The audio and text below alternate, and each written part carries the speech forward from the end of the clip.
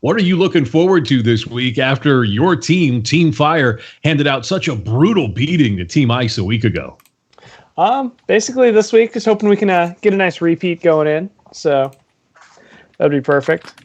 The Saint Doom is here. He'll have the forecast of doom for most of the evening as well and be jumping in as Caleb is going to play match 1 tonight. We'll get to hang out together. He also wears the mantle of the only undefeated player through 7 weeks at 7-0. He's doing his happy dance right now.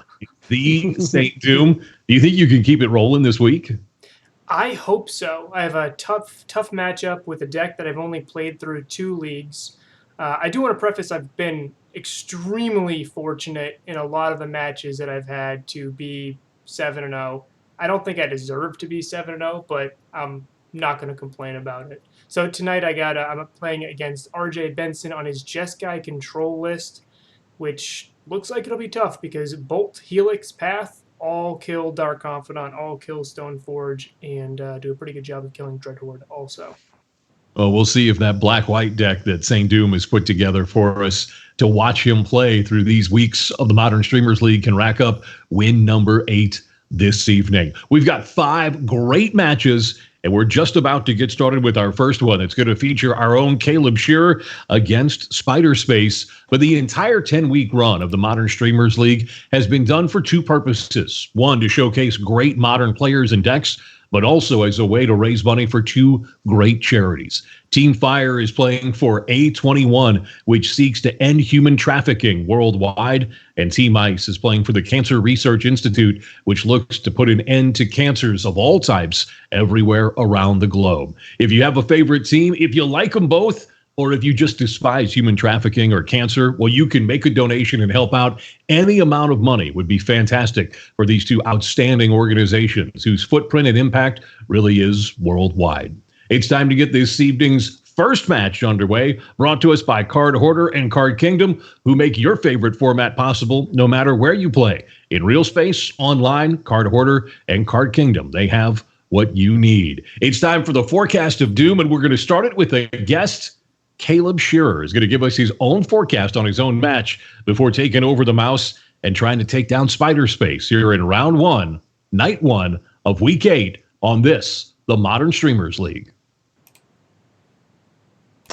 All right. Hello, everyone. I am Caleb Scherer. So for this forecast of doom, this matchup of Storm versus Feyblade, basically for myself, like from the Storm perspective, this all comes down to whether or not they can leverage getting a threat on the board and then kind of constantly holding up permission. Like, for instance, here, kind of the critical card being if I'm able to keep a cost reducer on the board, get 1 down on turns 2 or 3, one of my Brawl or Goblin Electromancers, in relation to their Spell Stutter sprite. So since that's kind of what they would usually hold up on 2, and they also have that tension with the Stoneforge Mystic, where they do have to tap low. And they also do have the Force of Negation, so we're never kind of always in the clear. And then, of course, there's also Spell Snare, which is what SpiderSpace would also be looking at as like kind of the best card, since everything in Storm costs 2, pretty much. So that's kind of the play for the game 1. But then, like, post-board, we can kind of hope to expect some more play, since the graveyard's kind of like you can do whatever you want game 1. But for game 2 and 3, there's some Rest in Peace, Unmoored Egos, all sorts of stuff. And I will also be bringing in, kind of to dodge that, pieces of the puzzle, some Empty the Warrens, even though they're not always the best versus Stoneforge. You still need to bring in some forms of interaction. And then also some other burn spells themselves to kind of go at them. So, yeah, that's kind of how I'd kind of expect that matchup to go.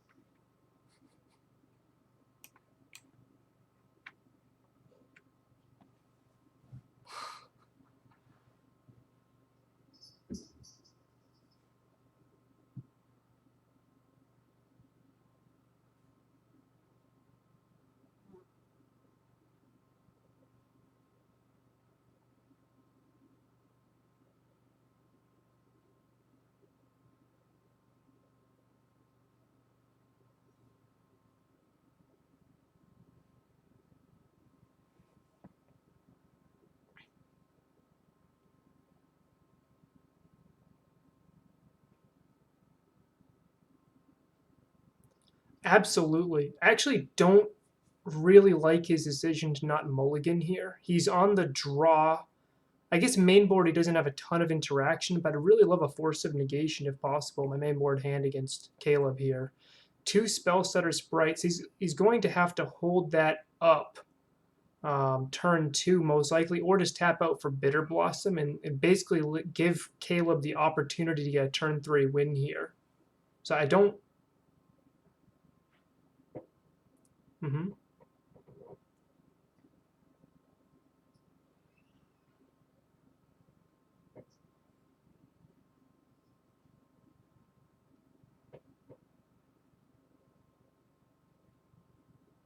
You can see here he opted to hold up Spell Stutter Sprite and push because he knew, like I was saying, if you tap out for Bitter Blossom, you could just be dead.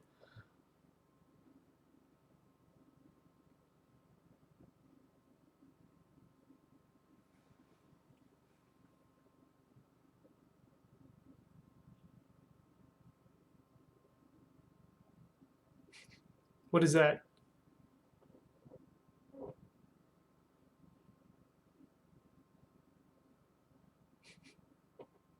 That's actually Feast and Famine.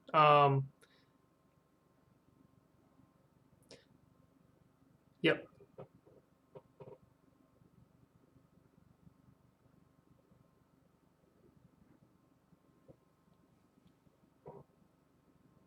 Yes. So this is an interesting play here. If Caleb has the remand, he can be a bit of trouble here because now all he has is Spell Stutter Sprite, which can stop CMC 1, which is not very good here.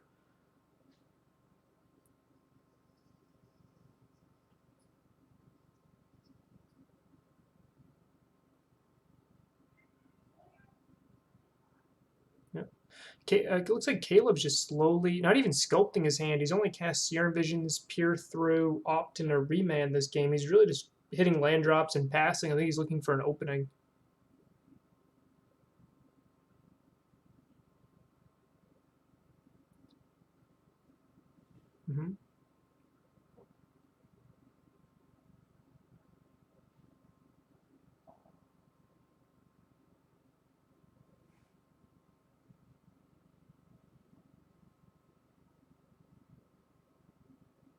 So the only interaction SpiderSpace has right now is Spell Stutter Sprite, which stops CMC 1, and a push to kill his creature. Caleb has not played a creature, so the push is basically a dead card at the moment. And Sprite can only really stop like an Opt or a Serum Visions. It can't do too much. So I think if Caleb has it here, this could just be game.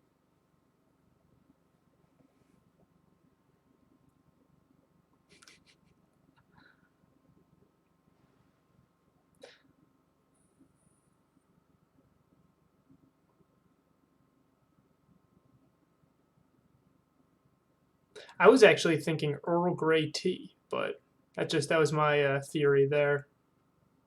We'll have to ask him. Can you just say Earl Grey hot for me, please?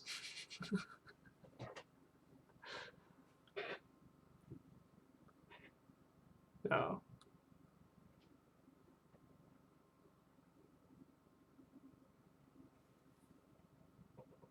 Yep.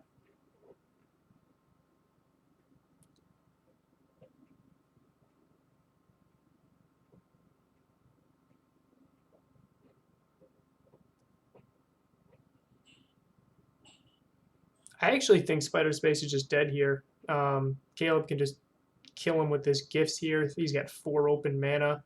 He's got a graveyard with 2 mana Morphos, a Remand already in it. He can win without actually casting CMC 1. Caleb is masterfully, just like you mentioned in the Forecast of Doom, because of these open deck lists, Caleb knew the biggest thing SpiderSpace had game 1 was that Spell Stutter Sprite. And by repealing that Bitter Blossom, Caleb actually kept Spell Stutter Sprite on CMC 1 this entire game so far, and he's clearly playing around it, which is exactly what he needed to do to win.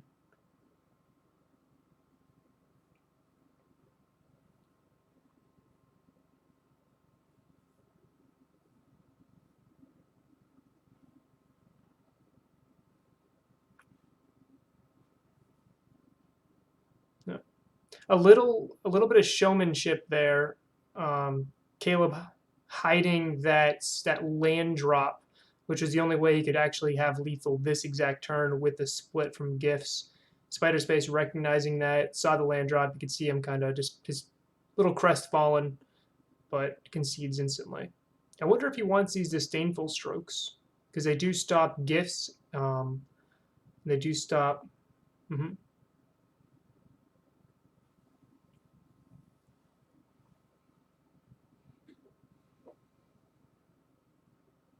The Celestial Purge you can see is just for that Pyromancer Ascension.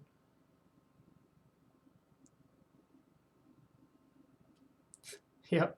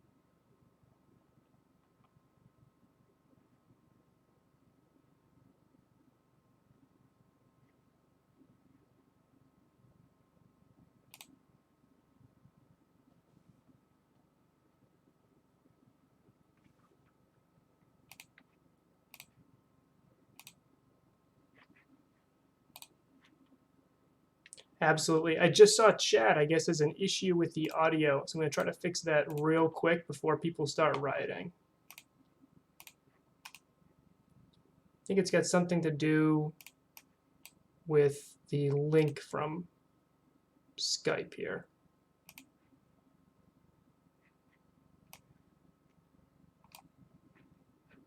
Caleb Scherer already on top with his Storm deck as he looks to take down SpiderSpace. Both gentlemen make their first land drop, but SpiderSpace doesn't have that second land, it looks like. And that's going to be big. He's got the Rest in Peace in hand, but no, that happened to him. Remember last week he kept a one-lander right after Gabriel Nassif told me that correctly so, he's definitely correct. I should have taken a mulligan when I had a one-lander. And here's SpiderSpace. He also kept a one-lander last week, and he was punished for it. 5 turns later, he never drew his second land.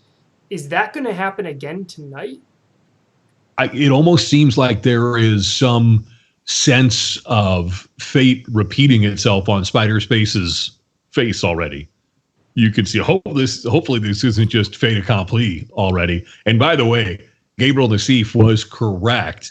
And I wouldn't say that he second-guessed you. I would say he excoriated you. Yes, for one and keep, which, I mean, I hope you're healed up from the just whipping that he handed out last week with that decision. You constantly reminding me that I'm 7-0 in the league makes it feel a little bit better. That'll be on the line tonight coming up in round 4. We'll see if TheSaintDoom can remain undefeated. So this Thoughtseize being met with options for SpiderSpace. This is where this hand feels a little bit different than SpiderSpace's keep last week on 1 mana. And that is he's had some 1 mana interaction this time to go with it. 2 ops and a Thoughtseize. With the 2 ops, you assume he would have hit a land by now, right? He was on the play, so he's had 2 draw steps. He's seen 2 extra cards with the opt. He's actually dug bottom twice. 6 cards he's seen and has not hit his second land drop. SpiderSpace pushing anything that isn't land at this point, and a 3-drop, not what he's looking for here, as Storm is doing the, plan R on the list of plans that Storm has, and that's turning its paltry beater sideways right now. Yep. And getting in on SpiderSpace. He's got a discard to hand size. I'd probably discard the sword at this point. He's never going to have time to cast and equip that sword. Yeah, to start leveraging its advantages of being equipped. So what line can SpiderSpace take to get back in this? And at this point, SaintDoom, that rest in peace doesn't look all that inviting as far as a turn 2 play goes. Not at all. If in fact he does draw a land, I mean, I think it's almost better. He's got to jam that rest in peace, but at this point, Caleb's got to have found a remand, right? Yep, there's a remand in his hand that we know about. Yeah, this game, he's got to force. He would have to force of negation the remand, just to jam that rest in peace. And even then, I mean, he's dead in 4 more turns here, just with regular. Right, and you can only play that force of negation for its free cost on your opponent's turn, so he won't even be able to protect that rest in peace if he goes for it. I can't see a way out of this. That cryptic command is just taunting him at 4 mana sitting in his hand. There's a second land, and SpiderSpace, you can see it just shaking his head, almost resigned and asking himself, I've got it, but is it too little too late?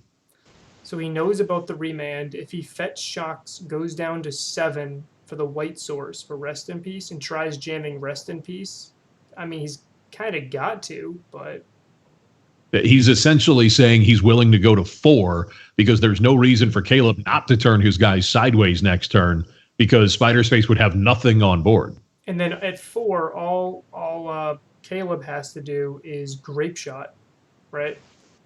Pyretic Ritual, Grape Shot, you're dead. Or if SpiderSpace has no blockers, just turn his guys sideways again, and Grape Shot for 1 would take him to 0. He's pitching the rest in peace. I think he knows it's a little bit too late now.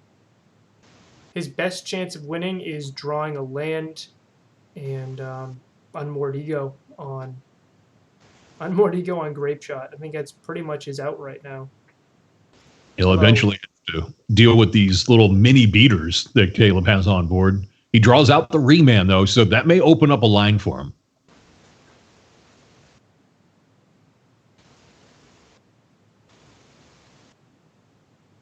Manamorphose going to continue to fuel Caleb Scherer, who already has game 1 in the bag for Team Fire. So Storm being 6 kills SpiderSpace, and Force of Negation actually doesn't do a ton here because it actually increases the Storm count also. 2 cost reducers on board, meaning that the rituals are making even more mana than usual.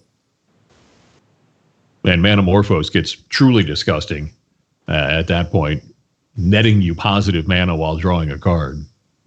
I love how Caleb has done this twice now to Gabriel. He's held a land in his hand to kind of hide how much mana he has available, which definitely makes SpiderSpace. I mean, SpiderSpace did not have much choice there. He had to make that play.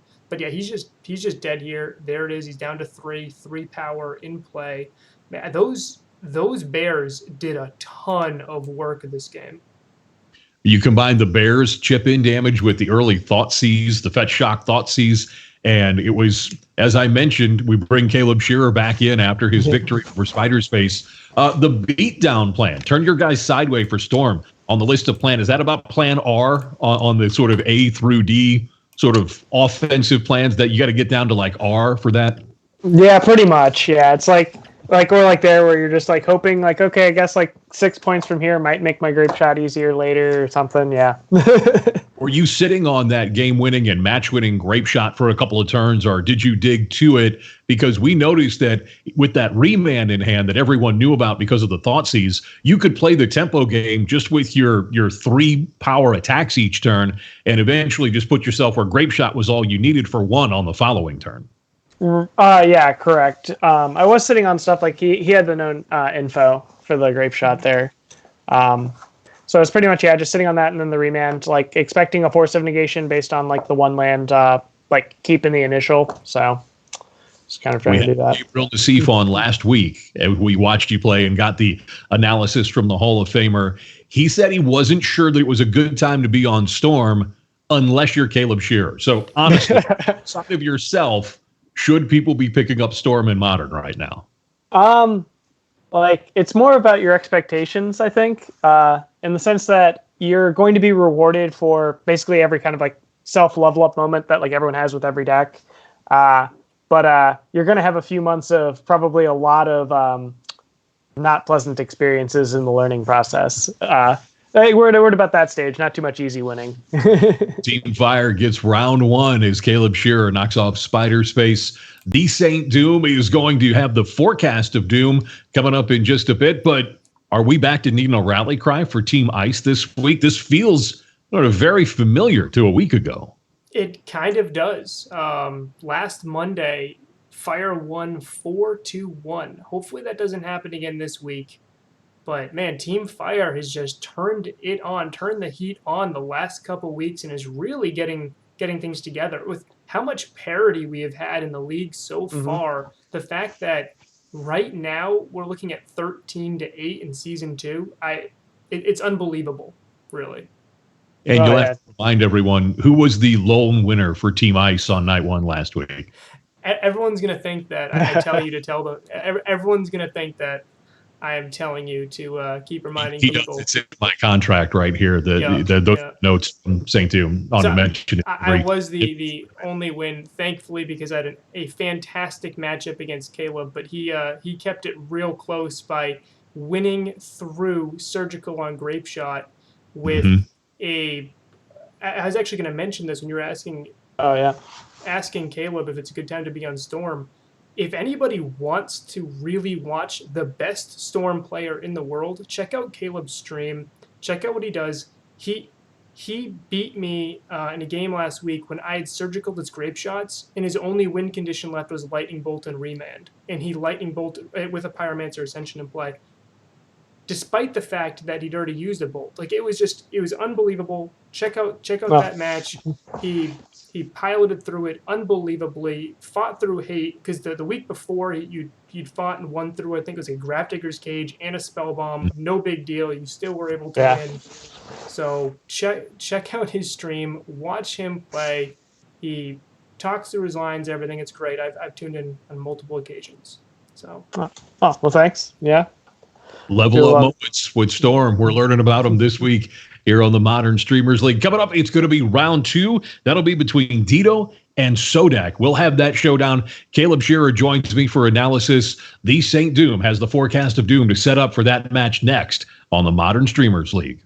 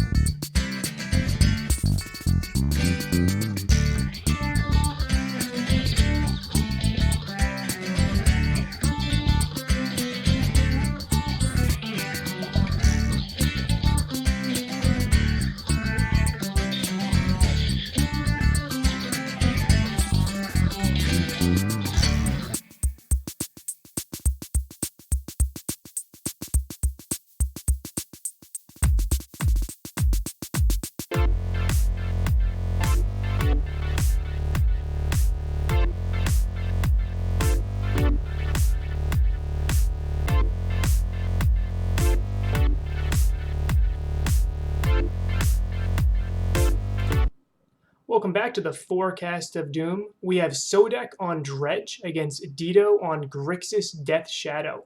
Here's two masters playing the decks that they always play, and it's going to be a lot of fun to watch. Now, this favors Dredge normally just because Dredge is able to go wide, and Fatal Push lines up really poorly against things like Bloodghast and Amalgam. And Grixis Death Shadow often is poor against go wide decks, which is why it sometimes struggles against elves and sometimes struggles against humans. TBR, Temur Battle Rage, is the most important card in this matchup, in my opinion, and that's coming on Dido's end. If he is able to Temur Battle Rage over a couple blockers, or over and just deal a lot of quick damage like we've seen Dido do multiple times in the past, like he did against SpiderSpace's Taxes list, then Dido will certainly be favored to win this. However, without TBR, Sodek, I feel, is heavily favored. So overall, I would put this on Dredge as the favored game one. Post-board, Dido does have 3 surgical extractions and a Plague Engineer he can bring in. Plague Engineer can stop Bloodghast, it can stop Narcomoeba, it can shrink and slow down the clock. Just putting it on Zombie also slows down those amalgams. So it can kind of be a utility wrench that can help you clear through blockers, clear through damage, and keep smashing face with giant Death Shadows and Gurmag Angler. On Sodek's side, he does have 3 Lightning Axe, which are tools he can use to kill small Death Shadows and Gurmag Anglers. I'm really interested to see how this Dredge deck works with this Neonate, but we're just going to have to wait and find out. So that is my forecast. Let's see how it all plays out. This is round 2, night 1, week 8 of the Modern Streamers League, brought to you by Card Hoarder and Card Kingdom. Sean Seacrease joined now by Caleb Scherer throughout the remainder of the evening, as we've got 4 more great matches lined up, including Dido. We've seen him play this Grixis Death Shadow deck all Modern Streamers League long against Sodek, as SpiderSpace said, on Dredge. Caleb, with Dredge's biggest tool in faithless looting getting put in jail, this blue version, how do you think it stacks up, as we already see Sodek having to mulligan his way down to 4? I still think this deck is quite powerful. I've been very impressed playing against it myself. Basically they've all been copies of Sodek's list, him being kind of the gold standard currently, with they had the original Tome Scour versions before he moved over to this with Neonate, where we see here. But it still seems very powerful, able to grind through, just slightly less explosive. Mm-hmm. Sodek trying to work short on resources here as things start. The mulligan down to 4. Now, will there be an explosive ending from Dido, or will he end up grinding this out? Dido going for the Thoughtseize here early, and that's just going to further hamper the development for Sodek. Agreed. I think right here, kind of the key thing that I would notice is, even though Sodek is on kind of a grindy plan with only mill 3, with the Dredge 3 from Life from the Loam, he already has found his Forgotten Cave. So he can just start cycling and then just create an insurmountable advantage engine to where, unless probably Temur Battle Rage, as Doom had mentioned, coming down probably by turn 3 or 4, it might just be over. Yeah, as long as he just rage.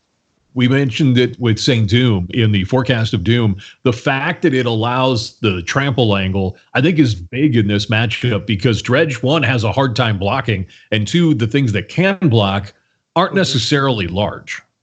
Exactly. You have to size it up to a turn to where you hope that the amalgams had just come in tapped, because their 3 toughness is kind of the only one that really changes your math, which is pretty cool. Here is the Shadow. These Narcomoebas, they're going to be just south of annoying in effectiveness right now for Sodek.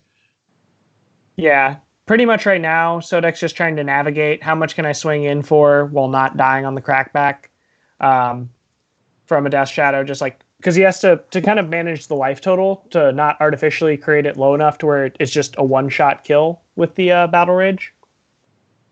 And it seems to be his strategy right here. That Fatal Push, to me, seems to indicate that Dido is probably removal heavy. Just the expenditure of that on a Narcomoeba. I agree. He's definitely a secondary removal spell in there for sure.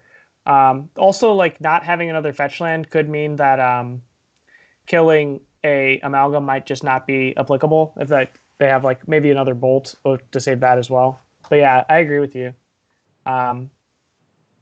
Ooh, we have another Narcomoeba here. So this concede. Another trigger and the concession in game 1 coming down. That was something that was unexpected, I think, the way that began. Yeah, like mulling down, showing like just a slow kind of grindy hand there with the, hey, I'm just going to neonate and have life from the loam. But Sodek, just grinding through it like, hey, this is what I have to do.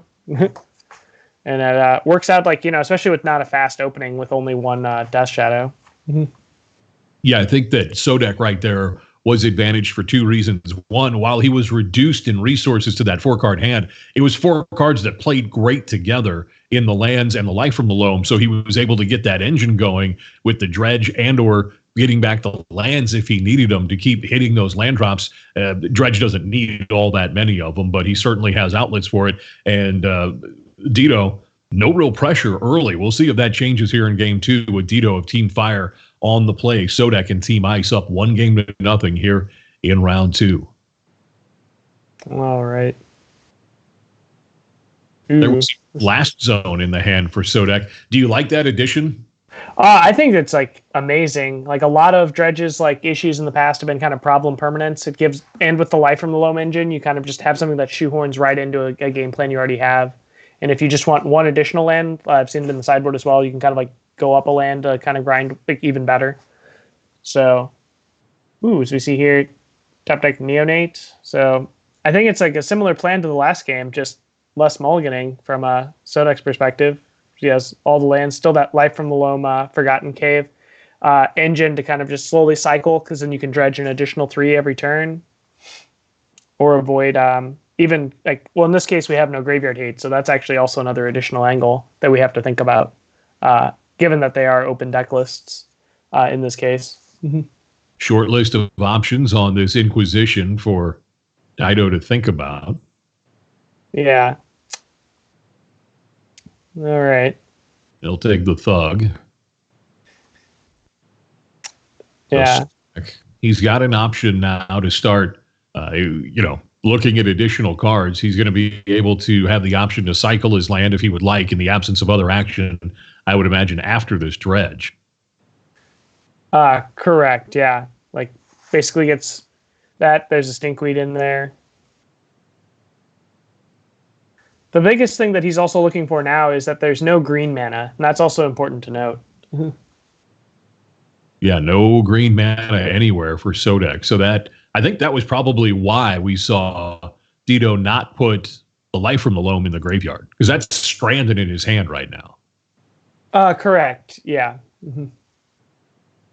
Neonate going to get aggressive. Yep, getting in there. Oop. And this is where Dredge's advantage starts to loom large. 1 mana to cycle, which, if it's colored mana, Wizards has told us that's on par. 2 generic mana or 1 colored mana is usually the cost for cycling. But for Dredge, now they get to trigger that card draw with Dredge, and they turn a 1-card sort of exchange into a 5-card option. And we're going to see Sodek now start to put together an intimidating graveyard. Oh, agreed. Yeah, this is the turn where basically Sodek just to go off. Took away the Bloodghast, but now we see the Narcomoebas in there that'll trigger the Amalgam, putting basically enough power into play. Oh, wow. We see Surgical. Not in the head, and then he didn't like it. Yeah, so that's both the Surgicals. Sodek trying to put together his next plan after that surgical hit. We'll see where he goes from here. Yeah, this could be quite critical. As now that both the Bloodghast and Narcomoebas have been hit, Amalgam's never coming back. So, Well, and that also takes the pressure off of Dido's life total. And we know through things like Temur Battle Rage and just large Death Shadows that one problem the Death Shadow deck doesn't have is closing games out quickly. Oh, exactly. Like, we can see right here that this happens, end of turn, like even just like a fatal push on the amp somewhere, and then just battle rage. Granted, now one thing also to note there is it right now we need 2 threats because of 26 life. So the Death Shadow has to be a 12/12 or below. So that's also interesting. So it's going to take at least 2 turns for 1 Death Shadow to do all the work, even with Tamer Battle Rage. Correct. Yeah. Those I'm not going to say free life, but incidental life that the Dredge deck is able to gain. I think it's done a lot for it. We don't see burn very often anymore, but against just any real low to the ground aggro strategy, it gives Dredge that sort of incidental 3 or 6 life that gets it the turn it needs to set up a lot of times. Yeah, it does that. And even just like the life loss, it's like randomly your Bloodgaster online a turn sooner too. So it like even adds like, +5 damage sometimes. It's crazy. Like it's just, okay. I guess if Wizards printed cards to make other decks better, then Dredge had to get better in some way just to keep pace, right? Oh yeah, exactly. Like everybody gets a Lightning Helix.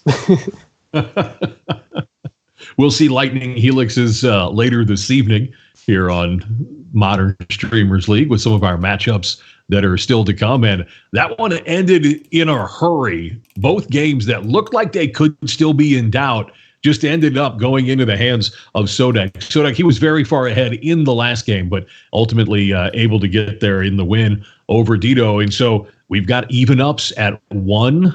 TheSaintDoom, you can go ahead and put that on the board.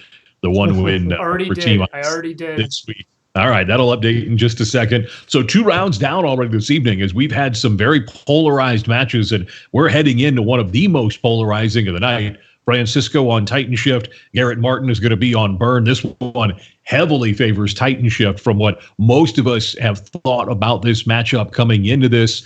Let's just put a bow on the last match. Were there any surprises there, Caleb, in your mind, as we saw Sodek mulligan to 4 in game 1, still take it, and then take game 2 in pretty routine fashion for Dredge against that Grixis Shadow list?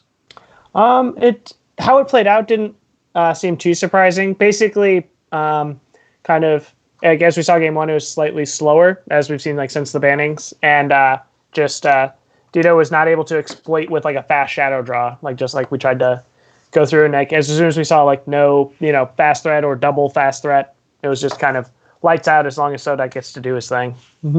Yeah, we saw that in round 1 tonight with yourself in the win, where you were able to keep SpiderSpace off of early aggression, and with that extra life pad, you were really able to sculpt the kind of hand you wanted on the turn in which you went off. Sodek really had the same advantages as Death Shadow couldn't find that early threat, whether it was a Death Shadow, whether it was a real cheap Gurmag angler, in order to start pressuring his opponent, and he paid the price for it. So TheSaintDoom, as we get ready for round 3 tonight, I don't think there's been any big surprise upsets. As a Amulet Titan master yourself, I don't imagine you're predicting an upset in this upcoming round. I am not, no. Now, if Garrett was on his Devoted Druid decks, if he was on the Kitchen Finks Abzan Devoted Druid deck, first half of season 1, yeah, he would be heavily favored in this matchup. Devoted Druid's real tough for Amulet Titan to deal with, but he's on Burn, which I'll get to later. It's gonna be real tough for my deck, but for Amulet Titan, man, Burn does not deal with recursive life gain and a deck that does not deal damage to itself very well. When you have to have 7 lightning bolts, oh wait, I've played my life gain land, I've played Kabira Crossroads or Radiant Fountain 3 times. Oh, now you need how many more lightning bolts? Oh, and the fast clock of Titan changes it too. So not only do you have to have a fast clock to beat Titan, but you're racing and they're gaining life while they're racing you. It just seems like on paper and in practice, it's not a great matchup for Burn. This is night 1 of week 8 of the Modern Streamers League, brought to you by Card Hoarder and Card Kingdom. We'll have that round 3 matchup between Francisco and Garrett Martin next here on the Modern Streamers League.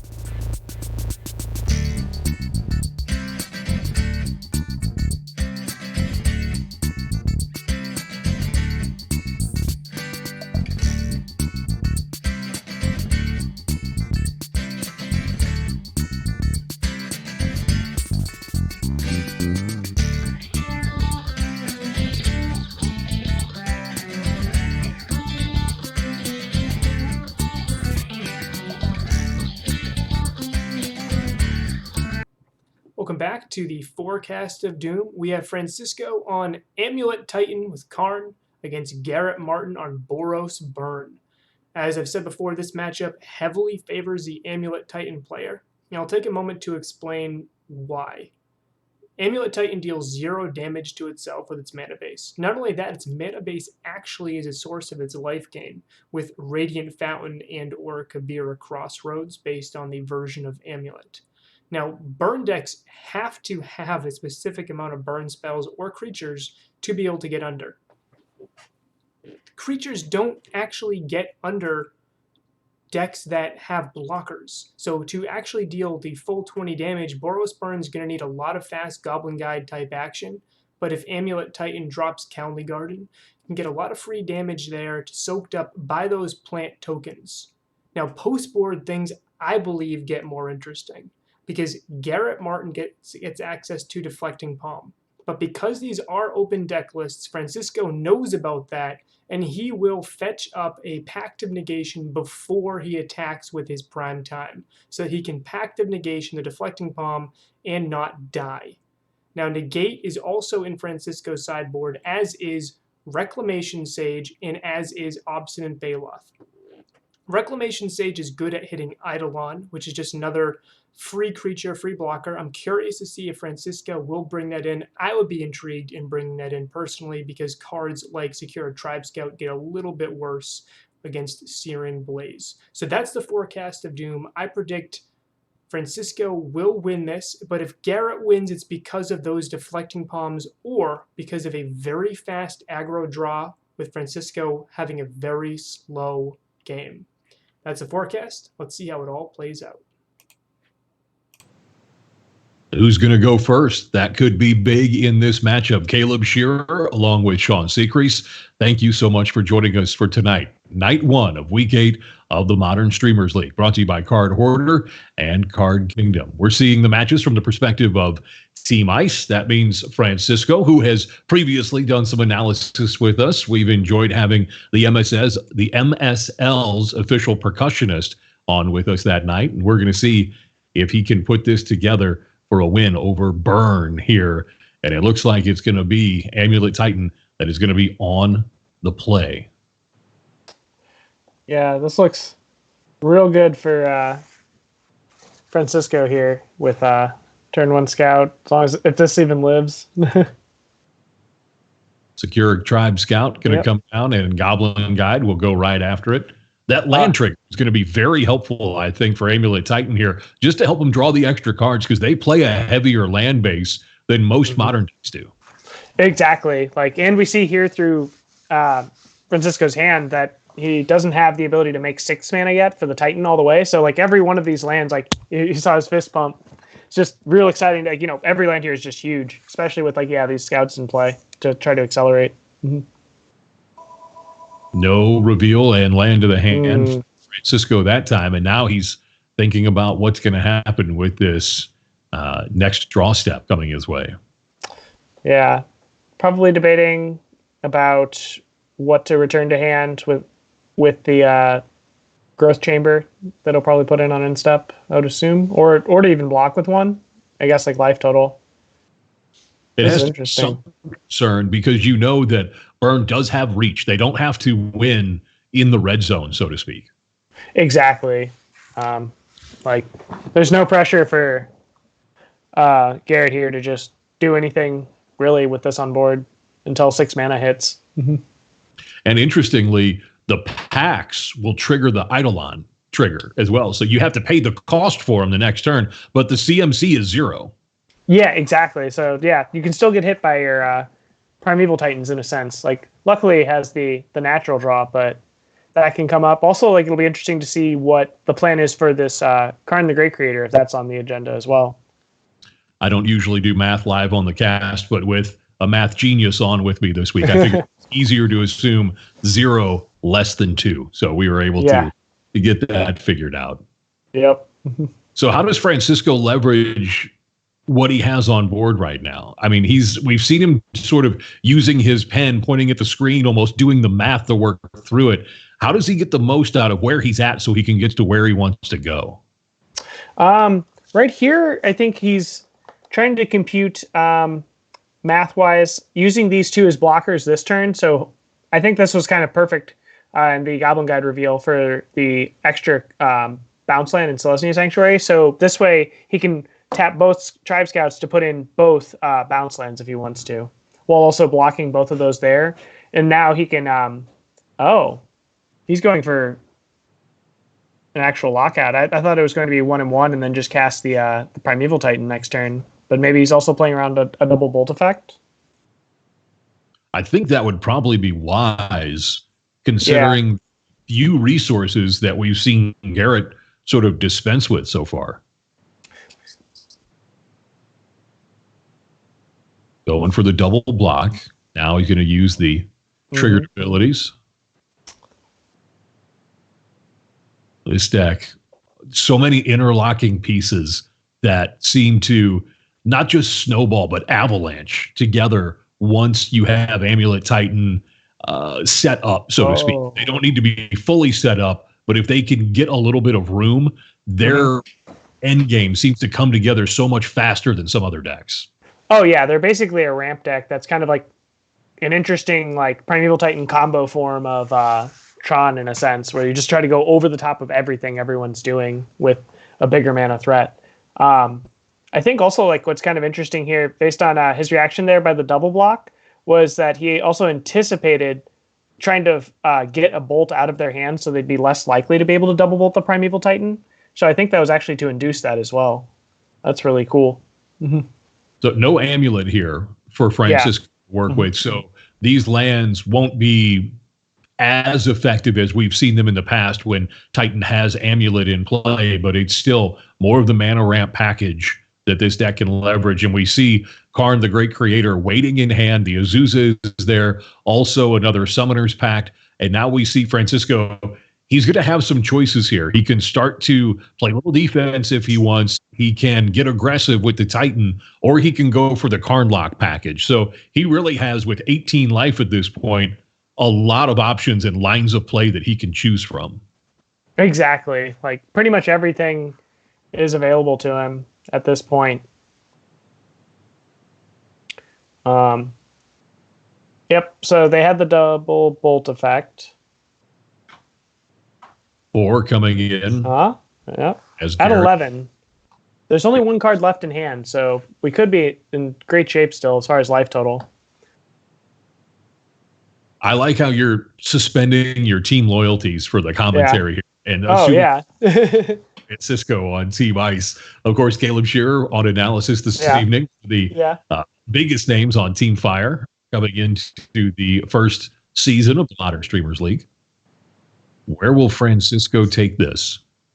He, of course, a master of this deck archetype. And SpiderSpace said it, but nearly everyone playing in the Modern Streamers League highly identifiable with one major archetype that they are known for and have helped iterate, innovate, and really sort of play to perfection. And Francisco is definitely part of that crowd, along with Punt Then Wine and TheSaintDoom himself when it comes to these Titan builds. I know both of them will tell you that Punt Then Wine's version is a little bit different, but they're certainly from that same family tree that's leveraging this kind of ramp mana advantage, go bigger than what your opponent can do.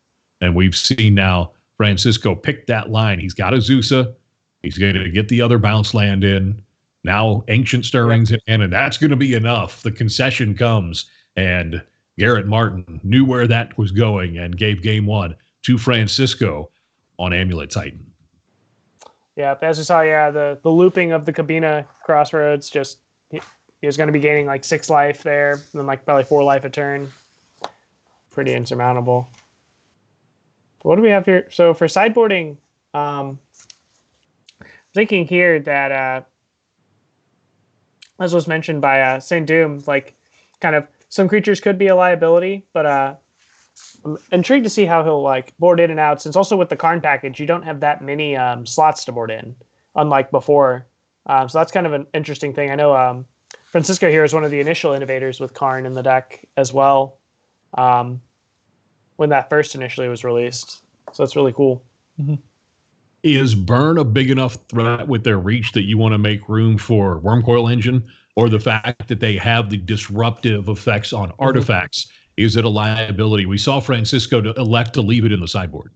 I'd think that it's probably a slight liability.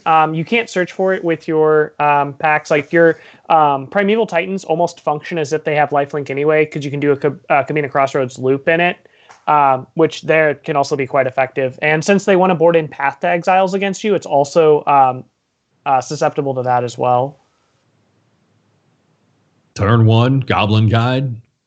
It coughs up the extra land for Francisco, and now Francisco in the envious spot to have the extra cards in hand. He's going to play land and probably Amulet and still have a full grip. Oh, yeah. Being on the drawing a card there, just always having to be wary of your discards. Double Amulet draw. Oh, wow. Heard from other great Titan players that the double Amulet really isn't as meaningful to them as most opponents who aren't familiar with the deck think it is. I think Francisco himself mentioned that during the Modern Streamers League when we were in part 1 of season 1, but he's going to go ahead and go with the double Amulet line anyway, and that's going to open up things like Primeval Titan next turn to him, and we'll see where this goes. Goblin Guide suddenly looking a little undersized. Oh, yeah. Goblin Guide's just right here trying to be a pseudo-sulfuric vortex, as it were. That is a card that modern burn players would probably love to have access to. Oh, yeah. That would be perfect for this matchup right here. Francisco already with game 1 under his belt, looking for game 2. Azusa is going to come down. That's going to give him the extra land drop. What is his plan for Teleria West? Of course, it can be cycled to go get other 0 costs. That was actually a really cool play that he just did.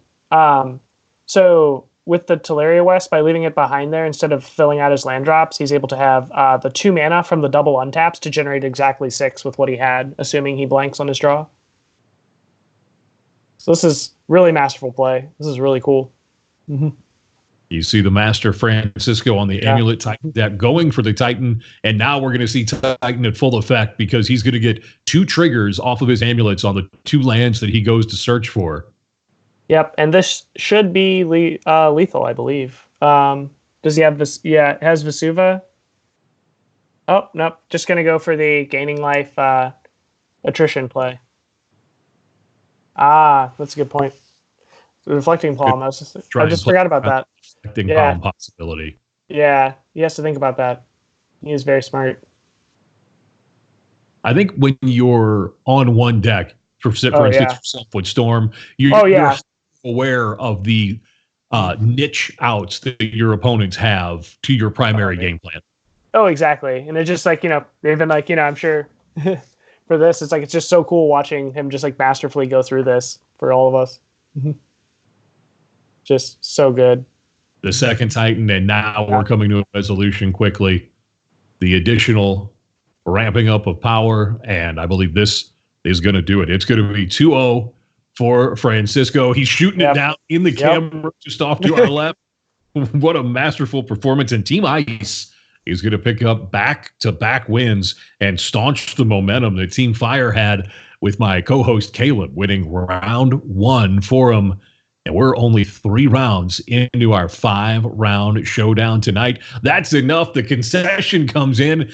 Garrett Martin, fast with his fire philosophy, but it just wasn't strong enough to bring down the Amulet Titan deck piloted by Francisco here in round 3 on night 1, week 8 of the Modern Streamers League. Team Ice with 2 in a row. All right, SaintDoom, you as the undefeated player coming up next. What did you say to your team to rally them to back-to-back wins?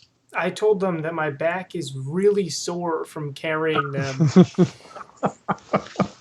Install the handrails on his back right now. He's been carrying Team Ice along the way. Caleb Scherer, along with Sean Seacrease, thank you for joining us for the Modern Streamers League, brought to you by Card Kingdom and Card Hoarder.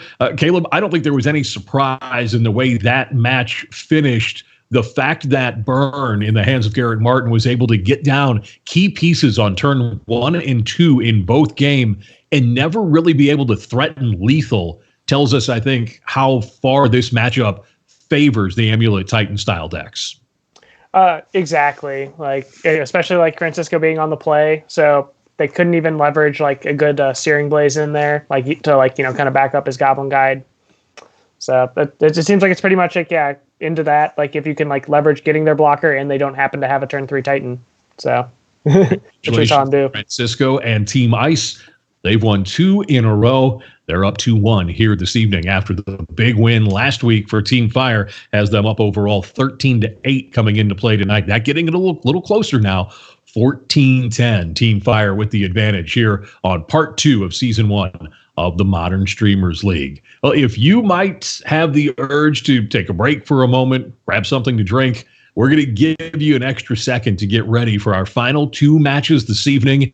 Next, you're going to see the last undefeated player in the Modern Streamers League, TheSaintDoom, put that record on the line. He'll do it against Rob Castermage, one of the best control players that you're going to see in the modern format. Can White-Black Dead Guy Ale take down a Jeskai control list? We'll find out next with the Forecast of Doom. This is the Modern Streamers League.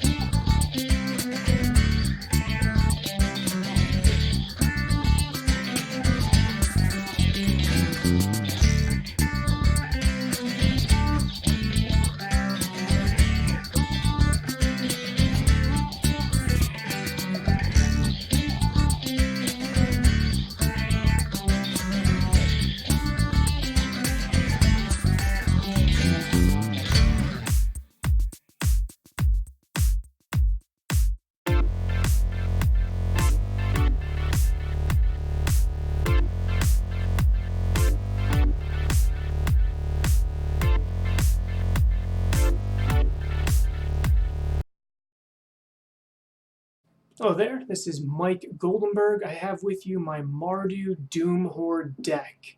So this deck is very Jund-esque in that it's trying to 1-for-1 its opponents until it eventually gets over the top with top decks. However, instead of running things like Tarmogoyf, I run more things that give me more 2-for-1s. The theme of this deck is all 2-for-1s. So I have a basic mana package of 24 lands. I do have 1 Silent Clearing, 2 Shambling Vents, and a Vault of the Archangel, which I'm testing just to get an edge in fair matchups. This deck list is a little bit worse against things like Tron and Valakut because I'm not running a Field of Ruin. But I think the Vault of the Archangel is a lifesaver when I'm allowed to trade my Lingering Souls tokens for somebody else's Tarmogoyf. My removal package is pretty standard. It's got 4 bolts. I'm running 1 push and 1 path. It may look weird, but I was in some testing. I was originally running 2 pushes, but I wanted an extra card that could answer things like Gurmag Angler, Primetime, Wormcoil Engine, Thragtusk, things like that. Things that push sometimes has a little bit of difficulty with. So it's kind of just I'm running 6 1-drop removal spells, 4 bolt, and then 2 others just to get a little bit more variety in there. I'm running 2 Kolaghan's Commands, which are really good right now, killing both a Batterskull and a Stoneforge Mystic. Also, the face damage is relevant. Now here I'm running 4 Stoneforge Mystic, 4 Dark Confidant, just like the list I ran last week and the week before, which was Dead Guy Ale. I really like this package, and I wanted to increase the number of 2-for-1s, so I have Dreadhorde Arcanist, which lets me recast my spells from the graveyard. Now, Dreadhorde's with a sword or with a Batterskull lets me actually rebuy Kolaghan's Commands, which is very relevant and very, very powerful. So this is a package of 2-for-1s here, just on my 2-drop creatures. Stoneforge and Stoneforge gives me that extra card right away. Dark Confidant and Dreadhorde need to survive a little bit to do that. Then I have my Lingering Souls, which goes really well with my equipment package, as well as being very powerful with Liliana of the Veil. Plague Engineer was originally a different slot, but I put Plague Engineer in there because I felt like I was always siding Plague in, so I liked having that in. Helps me a little bit against Urza and anything else that has a bunch of 1/1s or a Death Toucher is useful against. This is the best Planeswalker ever printed, and I want to run as many copies of those as possible. I do have 6 discard spells, 4 Inquisition, 2 Thoughtseize, which pair very well with Dreadhorde.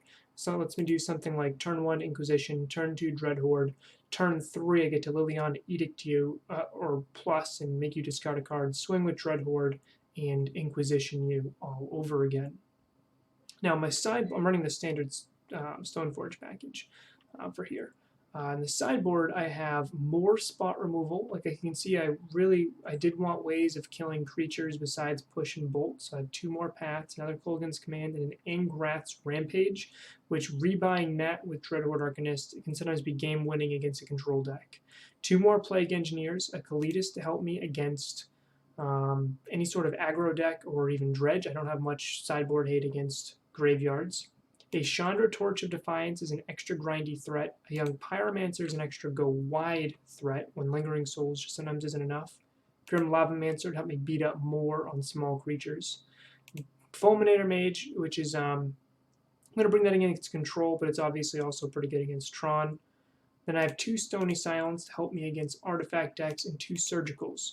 Now, Rest in Peace is something I could run here, but I'm choosing to instead run Surgical because it works so well with Dreadhorde Arcanist. I can do something like turn 1 discard, turn 2 Dreadhorde, Surgical Extraction something, swing with Dreadhorde, Surgical Extraction again. There's a match on my YouTube channel of me doing exactly that against a Dredge opponent, and it felt really good. Dreadhorde Arcanist is basically just a Snapcaster Mage in this deck, and the trample so far, when equipped, has been pretty relevant. So that's my deck. Mardu Dreadhorde. I hope you like it. Hey there, hope you liked my deck tech. This is the Forecast of Doom special Saint Doom edition where I talk about my own deck, which I could do for a very long time, but I'll keep it brief. This is a really grindy matchup. I doubt my Dark Confidant is going to be living for a while in the face of all that removal from Rob Caster's side. The key cards on my side are my discard spells, my Thoughtseize, my Inquisitions, my Dreadhorde to rebuy those discard spells, and Liliana of the Veil. Now, Kolaghan's Command is also really impactful because it is another 2-for-1 that I can utilize. It's kind of like my own little cryptic command. On Rob's side, he has powerful Planeswalkers and a card called Secure the Wastes, where if I don't have a Plague Engineer out or one in hand, that card will single-handedly end my streak of undefeatedness. Now, in Rob's sideboard, he does have Izzet Staticaster. He does have Celestial Purge, which can deal with the best card in the matchup on my side, but as I mentioned, Liliana of the Veil. He is a Baneslayer Angel and Elspeth Sun's Champion, which I don't know if anybody's really looked at that card, but that card single-handedly destroys everything that my deck is trying to do. So this is going to be a grindy one. I'm really excited for it. Let's see how it all plays out.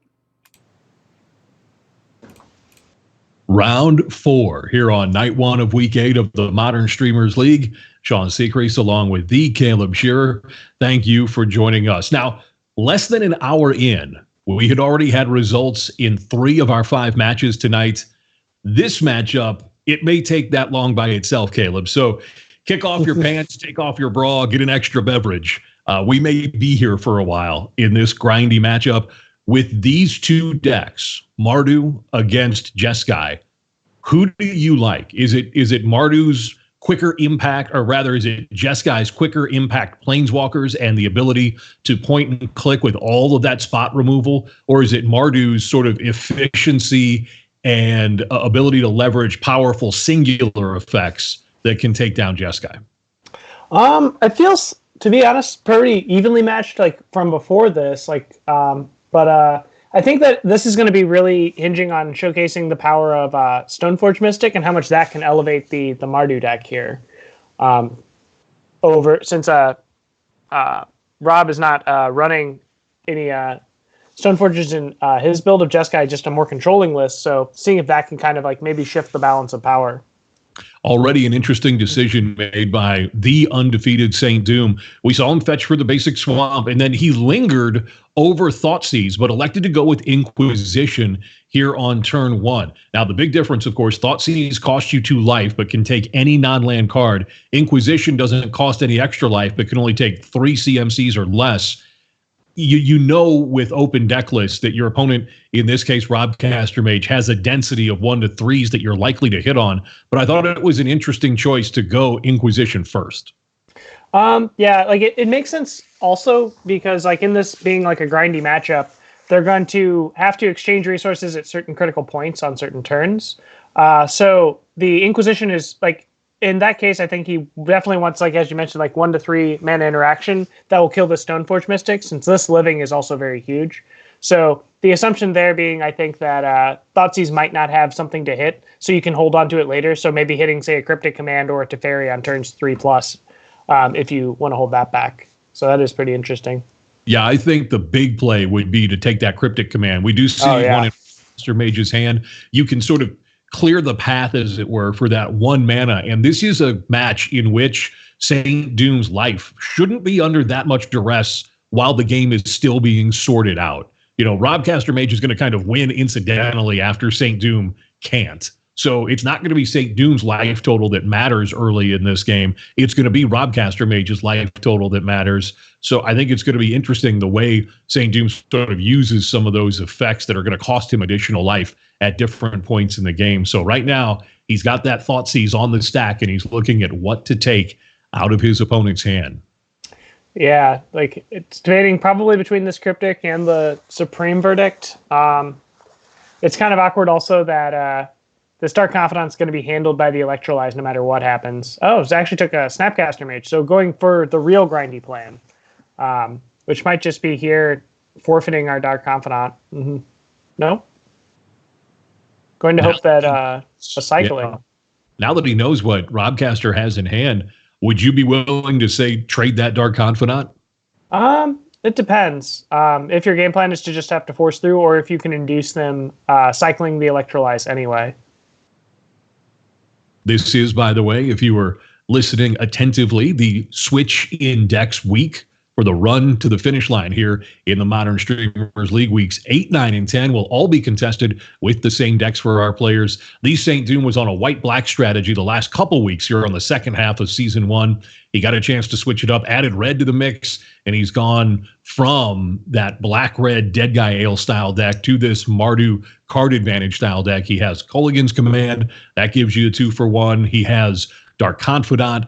That's going to give you extra cards if it lives. Liliana of the Veil is certainly a way to leverage some of that card advantage interaction. And he's got just a very sort of card advantageous style build of this Mardu deck. And I'm interested to see how Dreadhorde Arcanist starts to play into these strategies, Caleb, because it gives you sort of Snapcaster Mages 5 through 8 if you elect to go that far. Yeah, it's effectively like... depending what color you pair it with, it turns into sort of a Jace the Mind Sculptor type card, right? For 2 mana. You're either cantripping or you're discard spelling. So definitely will be interesting to see how that changes this matchup. Now, of course, SaintDoom not playing blue, so he doesn't have access to Snapcaster Mage himself, but the ability to look at the graveyard and play those effects with Dreadhorde.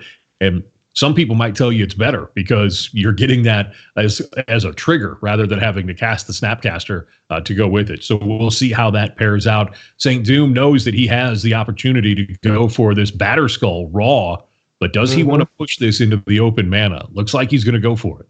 Yeah, it seems like he's somewhat priced into doing so at this point. There'll probably not be a better one, and I can only tap down to 3. Snapcaster Mage comes down for Robcaster Mage. Yep. Opt. Probably trying to hope to find a Force of Negation. Force of negation. It has that force of will sort of subtext on it. If it's your opponent's turn, you can discard a blue card in it and counter target non-creature spell. But he couldn't find it. And so now we have Batterskull on the board. Yeah, and this is pretty huge. Since now we have a recursive threat. So Path to Exile is slowing down the life total bleed. And we're also up to 7 mana with that path, so now there's 8, so you can effectively rebuy the Batterskull now. Yeah, this is very interesting because the path does a lot of harm in curving out SaintDoom at this point because he can cast the Batterskull and hold up the 3 that it would take to return it to his hand, so that Batterskull is going to be a tough target to hit. Oh, exactly. Like, it's always that, so yeah. Goes for the Dark Confidant. Light bolt in hand. Robcaster Mage on his Jeskai control strategy. We know he's got some of the big Hall of Fame cards in there. Teferi, Jace is going to be available to him coming up in the next couple of games. And right now, we see the card that SaintDoom talked about in his forecast of Doom leading into this one. And the ability to, at instant speed, go wide on a board is one of the advantages of this build of Jeskai control. Yeah. Ooh, this was could be an interesting spot here. So the Path to Exile that just happened on the germ token. The germ token there, yeah. So now that also Rob is like, so he's been aware that there's no basics in the deck. So also this Field of Ruin can take him off take SaintDoom here off of 8 mana, so can get rid of that whole just get back Batterskull replay thing. SaintDoom giving a thumbs up to the camera. Mm-hmm. He likes where he's at, but he hasn't quite closed this out. And is he going to be able to pick up and replay the Batterskull? I mean, I think that's what it comes down to here. You block the Snapcaster Mage, it's even on a 4-life gain, 4-life hit, and he tries to stabilize, but is he going to be able to get that cycle through? It'll consume his mana, and it always assumes that Robcaster Mage has no interaction. If Robcaster Mage has any interaction for that Batterskull, counterspell, fatal push, anything, now all of a sudden he's got this game. Yeah, no, the Colonnade there seals the deal here. That's going to be enough for Robcaster Mage would have been able to go around even with the Batterskull picked up and rebought, as it were. So game 1 going to go to Robcaster Mage of Team Fire. SaintDoom looking to sideboard now. Colligan's Command, we see it be a 2-for-1, but is it good enough in this matchup where it doesn't have a lot of targets? He knows about the Planeswalkers. We're seeing Angras Rampage come into the game, and how far is SaintDoom going to go to try and combat what Robcaster Mage is doing? This isn't an engine deck like Storm or Titan where you have to worry about taking something apart. He can just get the 60 best cards in this matchup and put them together, right? Exactly. He's just trying to see what are the best value for my buck, pretty much. Like, can I induce some sort of like a 2-for-1 advantage at any point with this card? That type of stuff. Like, so it's like, yeah, it turns into how do I make my deck the best Jund deck it can be? Well, and we saw you as part of Team Fire have to put up with my old podcast partner, Matt Hurley from Tryhards, how you guys let him play that Jund deck in the first half when it was, barely a 48% deck. Then it actually got a little bit better in the intervening weeks. But of course, now that it's a little better, he doesn't want to play it anymore. But we know that Team Fire lived through that poor selection by their current teammate and my former podcast mate. We'll see Matt play coming up on Wednesday night. Oh, yeah. Well, hey, can't hate on anyone for their love of a deck. So... Yeah, but you win with yours. I mean, that's the big difference of what it really comes down to. Sean Seacrease along with Caleb Scherer. Thank you for joining us tonight on the Modern Streamers League. The Modern Streamers League, all about innovating in Modern and showcasing the archetypal players of their decks going against each other, innovating on how they're putting this tech together week to week. But we're also on the outlook for our opportunity to get involved with 2 great charities around the world. Team Fire and Team Ice have both chosen a charity to play for. And however you would like to support your team, please think about a donation to their charity of choice. For Team Fire, it's A21, looking to end human trafficking around the world. And for Team Ice, it is the Cancer Research Institute, looking to end all forms of cancer everywhere on the globe. Team Ice, Team Fire, playing for A21 and the Cancer Research Institute this season. You can donate with the button below. Any amount that you give will be an outstanding contribution to two great organizations. Game 2 just about to get underway. SaintDoom will be on the play. His Mardu list looking to break through against Robcaster Mage and Jeskai. Yeah, here we see here, starting off again, just go with a discard spell, survey the land, see what he wants to do next. No, not having a 2-drop here is really interesting for how this will play out. So I went Inquisition, and it looks like it's going to be Inquisition. It gives him a chance to put the Shambling Vent down without losing tempo, but that Shambling Vent really not close to becoming a 2-3 attacker in the next couple of turns. And, well, now that we see Lingering Souls, that certainly would give SaintDoom something to do on the ensuing 2 turns. Exactly. One thing that is also cool is in Robert's hand, we noticed that it's all just answers, like 1-for-1ing answers. So like actually this Lingering Souls can generate a lot of value and just start kind of beating in, even though there is the Lightning Helix in his hand. And yes, Robcaster Mage has access to some board sweepers, Day of Judgment, Wrath of God style effects, but I've been in situations where you have to use it against a Lingering Souls because you're on the back foot. Caleb, that always feels terrible when you're trading a board sweeper for Lingering Souls. Oh yeah, exactly. Like that's like really like always the quintessential. It's like, cool, I can end this sub game, but then you know that as soon as you cast that sweeper, they're just going to like create a whole new battlefield of just awesomeness. Yeah, that version of Scheherazade never seems to work out well for the sweeper player in that situation. Now, SaintDoom working toward that Banner Skull. It was impressive, but not enough in game 1. Will this play out differently in game 2? Robcaster Mage is going to do some 1 card for a quarter card trading to knock off a Lingering Soul. But yeah, the 1 card there, I think just trying to draw any, like right there, it was probably to draw a land on main phase. Yeah, just trying to get some form of threat. I would think that Robcaster would have to answer this Dreadhorde Arcanist. It's 1 power isn't the issue. It's that it's going to continually generate like Inquisitions each turn from the graveyard. And there you'd see him use the Lightning Bolt on the Arcanist. Yep. So SaintDoom here trying to just grind through the known answers and just like pick which card he wants to, in a sense, sacrifice to it to further the game. Sort of give Robcaster the lowest value targets possible. Mm-hmm.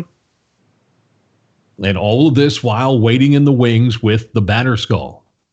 He knows that Lightning Helix and the Celestial Purge really no good against Banner Skull in the long run. The Purge can take care of the token, leaving the Banner Skull on the table. But if we get this to a point where SaintDoom can sort of pick it up and lay it down again, it becomes that sort of advantage generating card. Yeah, exactly. As we saw last game, Baneslayer Angel coming from Rob. Wow. This is an old trump card from Standard from years ago where control decks would bring Baneslayer Angel out of the sideboard in post-board games against more aggressive decks because they didn't have any creatures in the main, so most of those decks would board out their creature removal, and an unchecked Baneslayer Angel is almost universally game over. And right now, you're going to see SaintDoom, I think, go for the one answer that he knows he has, and that's Engrass Rampage. He can force his opponent to sacrifice a creature, and that's going to be good enough. Caleb, I can't imagine that he'll let him untap with this Baneslayer. And no, we'll see the Rampage right now. Nope, yeah, have to remove the Baneslayer. If that connects just even once, like that 5 life, even if it is removed at that point, is then, as we've seen, like, you know, with the SaintDoom having to be the aggressor in this matchup, just kind of lights out.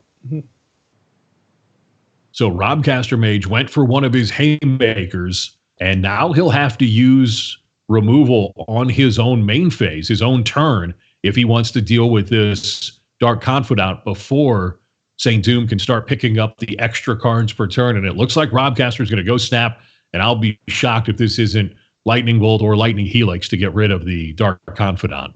I think it's actually Electrolyze. He's just trying to currently outvalue. So my assumption here would be then that his hand is kind of not as strong with the two unknowns. Mm-hmm. So just trying to draw towards like another threat very similar to that Baneslayer, because I think it's very clear that SaintDoom has like kind of a fair amount of pseudo haymakers in hand, like as a Plague Engineer here that can easily name Wizard, hit that, and also the Vendilion clicks if those were boarded in.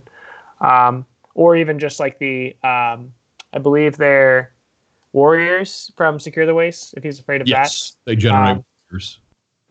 So this is... Well, and the Electrolyze had the advantage of being a mini sweeper with the 2/1 toughness creatures in play. Exactly, yep. Mm-hmm. So now a little bit of incidental land destruction coming from SaintDoom. Yep. He's going to go for, I have to imagine, Wizards here. If he's going to go out his human now. I would assume so. Is this one of those counterspell checks on your opponent? He doesn't want to risk the Batterskull?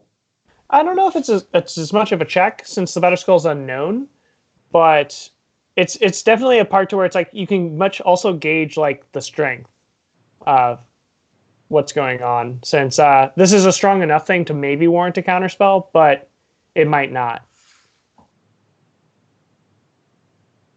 Yeah, this would, I imagine, name humans if it hits the board. That would cut off the Snapcaster Mages. That would cut off the Warrior tokens, and it's not going to hit the board. No. The Delve, turning Logic Knot into essentially counterspell. Yep. And knocking off SaintDoom's hope to establish a bigger board. No Celestial Colonnade right now for Robcaster Mage.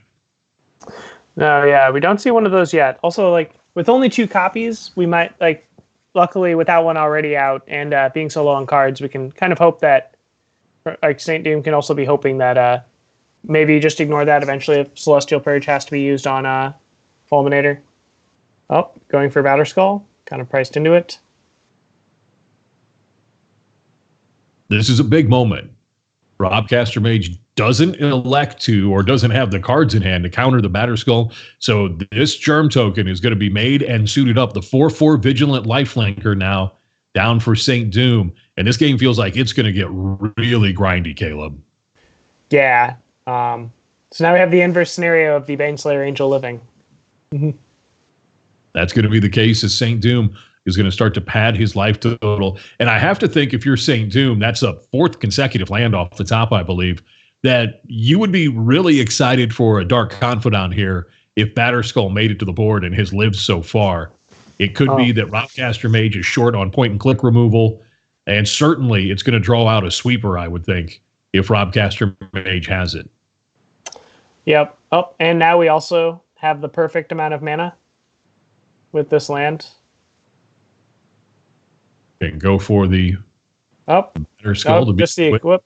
Yep. Just a 6/6 now. That's not bad. Yeah, still playing around to counterspell off the top. 6/6 lifelinking Vigilant threat for the SaintDoom. That can also sacrifice to kill a Celestial Colonnade should one appear. Not a bad way to use your Batterskull, really. No. SaintDoom trying to battle back down 1-0 here in game 2. Still to come this evening, our final matchup, Susurrus on his Whir Prison deck. He's going to take on GhostxEmpire, who is on Modern Goblins. That's going to be a lot of fun coming up in round 5 here on the Modern Streamers League, brought to you by Card Hoarder and Card Kingdom. Sean Secrease along with Caleb Scherer. Caleb, when's your next Paper Magic event? For me, I'm not sure yet. Been kind of taking a back step from that for a little while. So not don't have any plans yet. Yeah, just basically filling it in on streaming. It's easy to do. You got stream plans for later this week? Oh, yeah. I'll be back up tomorrow. So basically every day. So catch the Storm Master in action. when he's not playing here on the Modern League, of course. So now 5 mana Teferi going to come down and try and rule this board. Now, this could be a problem for SaintDoom because a down tick by Teferi is going to take away the ability for Batterskull to attack on the next turn, whether or not SaintDoom sacrifices here to take out a land or just allows for his creature to be shuffled back into his deck third from the top. That's going to mean that SaintDoom won't have an eligible attacker on his turn. Yeah, this is actually an interesting space. Like as you mentioned, like there won't be an attacker, but also does he want to sacrifice this to kill a land here because he knows the game will go multiple turns and that you don't want to draw this in 3 turns? This is kind of cool. You can't live in fear, I wouldn't think, of that one other Celestial Colonnade. No, yeah, you can't. Since and it's like if it appears there, it would have to appear at like a similar time frame, and also that being a dead draw, since you have to remove Teferi, which is So the SaintDoom elects to sacrifice, kill a land, return the Batterskull to his hand, and now picks up a K command for his trouble.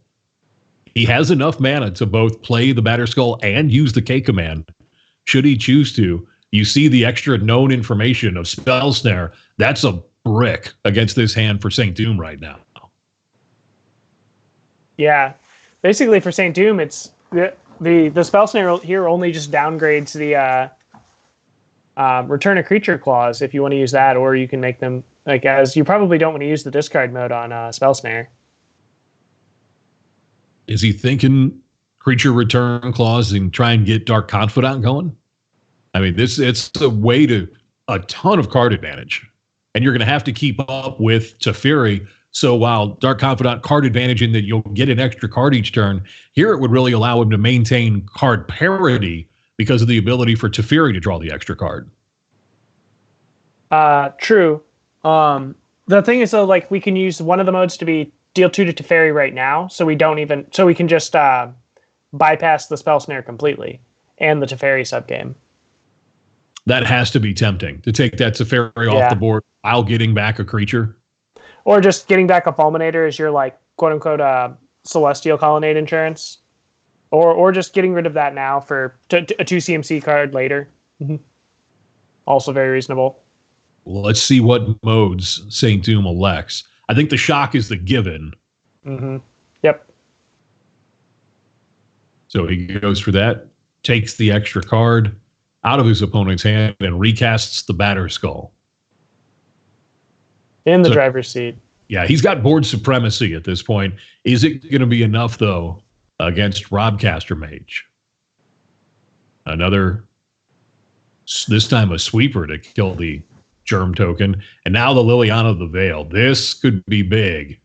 This is really huge. Now there's 2 games going. So the Batterskull game. Yeah, SaintDoom seems to have his opponent kind of caught in between on both feet right here. He's got the Batterskull angle of attack, and he's going to start taking cards out of his opponent's hand with Liliana of the Veil. Really, SaintDoom's deck at this point in the game, Caleb, with this board configuration, it's not going to draw anything that it really wants to keep in its hand, I don't think.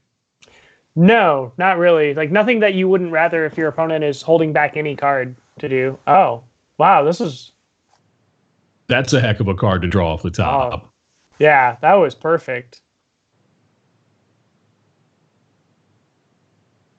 SaintDoom going to elect to return the Batterskull, and we'll see what Robcaster Mage picked up off the draw mode for Cryptic Command. He knows the cards in hand for SaintDoom, and if he didn't pick up something of relevance, all that was a 4-mana remand, essentially. Yeah. Yeah. Oh, looks like it didn't draw into another counterspell in this case. Batterskull slides through. Veil hits. All right. Lightning Helix. That's going to put the Liliana of the Veil in check. So she's quite a few turns away from ultimating at this point. But you might as well use up the Helix. Oh, yeah, exactly. Just getting the maximum value from that Helix. And also putting her within Bolt or Electrolyze range for the next turn. The SaintDoom Oh, he's going to fire the Liliana, take the cards out of his opponent's hand. So now Robcaster Mage on a 2-turn clock with this Batterskull crashing in for 4 each turn. He's not going to be able to hold on to key cards past the Liliana activation for Robcaster Mage, and that could really disrupt it. Now this is a 1-turn clock. Oh. He drew exactly what he needed. He'll get the 2/2 bonus from the sword, the trigger from the Sword of Fire and Ice. He'll be able to point that shock at his opponent, and this should be game 2 for the only undefeated player in the league, the SaintDoom. All he needs to do is figure out to put his guys in the red zone. Yep. First, just always uptick our Liliana. Ooh. The lightning bolt, that has to be pointed at the Lily, as now the Germ has protection from red and blue, and the concession coming from Robcaster Mage. So SaintDoom able to pick up game 2. You see him sort of say, oh, God, thank you. There in your screen on to the left. Robcaster Mage with game 1, SaintDoom with game 2, Jeskai control, Caleb, on the play in game 3. I don't get the sense that on the play versus on the draw really matters in this matchup. You're not facing someone who's trying to put together a turn 3 kill or burn that wants to get out so quickly in front of you. Would you think about electing to take the draw in this matchup because it is so grindy? Yeah, I think that taking the draw in this matchup sounds completely reasonable, especially from like the Jeskai control perspective, just to have the, like, you're not going to get the clock here from SaintDoom's Mardu deck isn't really, like, as you mentioned, very efficient at all, even just setting yourself like way behind if you let them have like turn 3 if you missed one of those land drops. So I think that, yeah, taking the draw might actually just be strictly correct. For the control deck here, just because of the discard spells and kind of leveraging that one extra card. We're watching this matchup from the perspective of Team Ice all week long here in Week 8 on the Modern Streamers League. And so the SaintDoom's hand is what you'll see as we go to Game 3. Still to come, Susurrus and GhostxEmpire. That'll be round 5 coming up next. I think a popular question, whether or not it's been typed out in the chat specifically, or if people are just scratching their head while looking at the screen. Caleb, what's the temperature in the room you're in right now? Because you've elected to go with the knit cap. You're sick. Look, and it's still summertime here in the Midwest. So what is the temperature in that room right now? Oh, we have the AC comfortably here at a nice 70 something. But if I go outside, I start sweating a little bit. It's like 90 something. Okay, so at Castle Scherer, it's quite comfortable inside. Yeah, okay. Yeah, right. Got to make it acclimated for my hat. The knit cap and the sleeveless shirt. You can identify him along with his bag of peanuts, usually at any event that he is at. Caleb Scherer joining us all evening long here on the Modern Streamers League. Who will join us on Wednesday night? Find out. They'll be along with the SaintDoom on night 2 here in Week 8 on the Modern Streamers League. So this gets off to the start that we've seen, both setting up their mana base, the turn 1 interaction from SaintDoom on Inquisition. Now he's going to go for the quick turn 2 Stoneforge Mystic. And interestingly, there was no spell snare that time from Robcaster Mage. That's a big mana advantage swing. Oh, yeah. No spell snares. So yeah, like resolving this Stoneforge, we have multiple threats for that Path to Exile, and then some insurance versus that Cryptic Command. This is looking very good for SaintDoom here. Now you're going to see one of the really textured nuances that this Mardu deck, or any deck that uses Lingering Souls and or a token generator plus equipment. Bitter Blossom comes to mind as well. If you have equipment and you have this sort of semi-endless stream of just dork bodies to put them on, they become much, much better. Now, Batterskull, of course, generates its own 0/0 germ token, but just having, we're going to have 4 1/1 flyers to attach Sword or Batterskull to here for the SaintDoom, and it's really going to tax the removal, I think, that Robcaster Mage might have. Yes, exactly. It's basically just, all you need is the ability to put something into play that has arms and legs and can pick it up. Would you actually think about using the old Callblade shell for that? Is that enough card advantage in Modern? to get the birds out, as it were?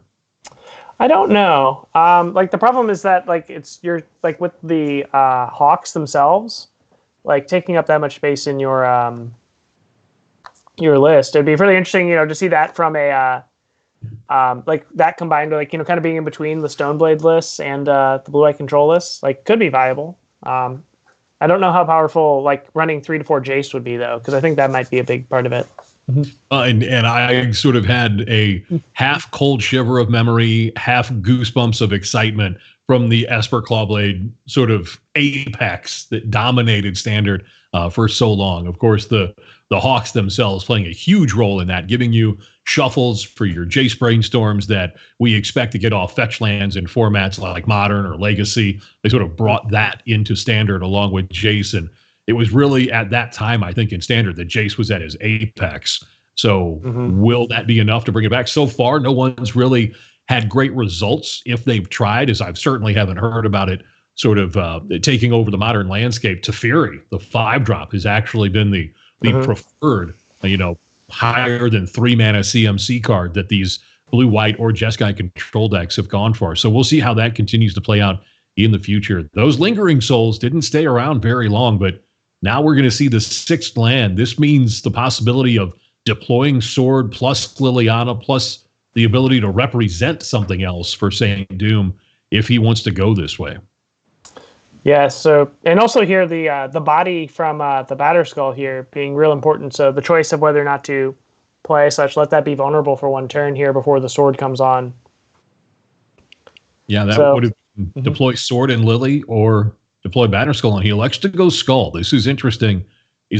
I think he'd have to be thinking about play and equip Sword next turn to try to cut this into almost a 2-turn clock. Yeah, I think so too. He's probably, I would assume, like trying to find a good place for the Liliana uptick, since here there wasn't really a good, if you play Sword and Lily can't uptick because you discard the Batterskull. So probably trying to find a good spot to stick that. And also like now also there is a Colonnade, so that's unfortunate. Here we have the Wear Tear. Not even going to get the land that he would have gotten with Path to Exile and the chance to pick up the Batterskull. That Wear Tear will actually destroy the skull itself, putting it into the graveyard. And I'm not sure SaintDoom's list off the top of my head plays a way to get that back from the graveyard. No, that he does not. But let's see if we can. Liliana, interesting. Liliana down tick, Liliana up tick, or Liliana no play on the second one? Okay. No play, yeah. Sword. Okay. Playing around the land into Colonnade attack. So Liliana on 1. Robcaster Mage does not know that that's a second Lily in SaintDoom's hand. This is game 3. Robcaster Mage took game 1. SaintDoom fought back in a long game 2. Now Dreadhorde Arcanist and a second Lily. Or is he going to elect to equip the Sword right now? Interestingly, Sword that he has on the table, Fire and Ice, universally thought to be the best of the Sword cycle, but it doesn't give protection from Path to Exile. Yeah. And, with one sitting out there, there's also Snapcaster Mages are live to find that path in the graveyard.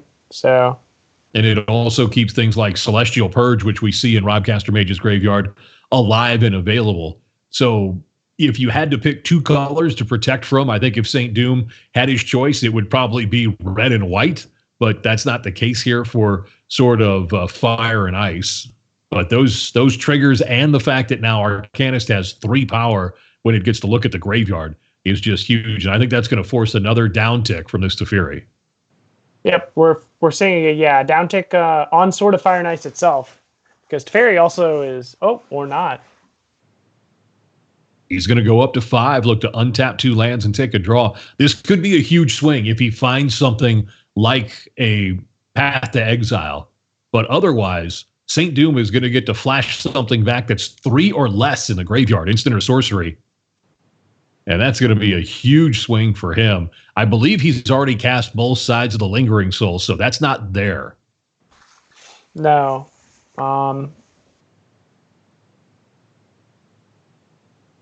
Yeah, the key here is also, do we attack Teferi or do you attack Rob in this case? Because you have to hit the opponent to get the trigger of 2 damage. So we're electing to attack, I believe, Rob here.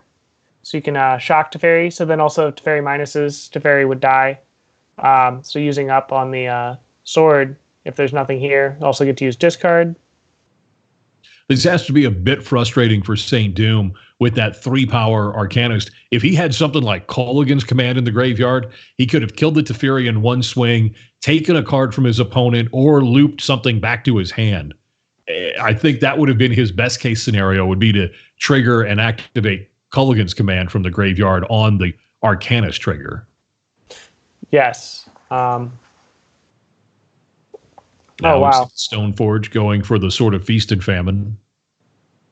Yeah. Here we're probably seeing a Liliana, I'd assume. With the extra land to discard, I would think so. Oh yeah, got to get that Supreme Verdict out of Robert's hand. There goes the Supreme Verdict, and right now, the SpiderSpace, I think, in a good shape. So good a shape that he's left the match. Yeah. The chair is for SpiderSpace. Yeah. Yep. Just pushed F6. Just walk this one home. Put this win in the barn. We have faith in F6. This board starting to put together those interlocking pieces that these sort of mid-range-ish decks are famous for. Mardu, in this specific case, has the format slowed down enough, Caleb, in your mind with the recent bannings? We talk about Faithless Looting being the headliner there, that these sort of decks will be viable against a larger field. Hogak not there to sort of threaten those turn 2 victories anymore. We know that Faithless Looting is gone, so that has seemingly slowed down Dredge a bit. It's taken some of the starch out of the Blue-Red Phoenix decks, among other things. Pyromancer decks, even though they had fallen out of favor, really feel like they're not irrelevant now, but that they don't have the steam to keep up anymore. Is it time for these sort of mid-range value decks to rise again? I think so, that they have a lot more game than they've had in the past. Like, we've only traditionally ever really had Jund kind of pop up once in a while. But now that we have Faithless Looting banned, it's not just, the quote-unquote broken decks like with Phoenix and like Hogak nonsense, but also the fact that those decks were kind of defined by being recursive threats, which naturally prey on one-to-one removal. So that kind of not being an omnipresent thing in the format, so that inherently will make these mid-range decks, I think, like on par now. So they'll always be kind of like in that realm of like, oh, what's my shard or my clan that I want to play? As far as like some mid-rangey shell of like kind of put like, you can almost just go mid-range shell trade binder in a sense, like, as long as you have like either the Thoughtseizes for the black or stuff like that. So it's like really cool. Trade binder. Yeah. Yeah. We'll see if SpiderSpace can ride this one out to victory number 8 on the season. He got a little nervous there. He was trying to scratch off a little bit of remaining hair that he has there as he was waiting for Rob Castermage to decide on this line of play. Rob Caster, though, at 14, yes, the powered-up Arcanist is annoying, and the fact that SpiderSpace can draw the extra cards off of Sword of Fire and Ice, but Rob Castermage not without value plays of his own to make, and we see a big one with this Snapcaster Mage. Oh, yeah. Snapcaster gets that Supreme Verdict. So the sort of Feast and Famine in hand for SpiderSpace, but nothing to pair it with right now. The Stoneforge Mystic draw could be just what he asked for. I believe that was the last equipment in his deck. We'll find out for sure here. But he just needs a body to put these equipment on. Yeah, exactly. So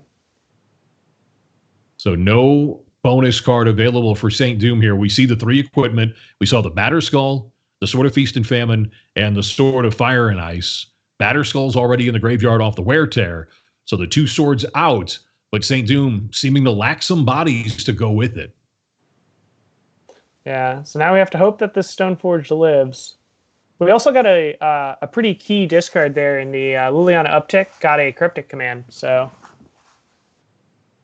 Liliana Uptick, always good if you're looking to limit your opponent's options, but it in of itself kind of has an artificially capped ceiling on it with Teferi drawing extra cards for your opponent on their turn. So double the choices for Robcaster Mage on, how he wants to proceed at those times.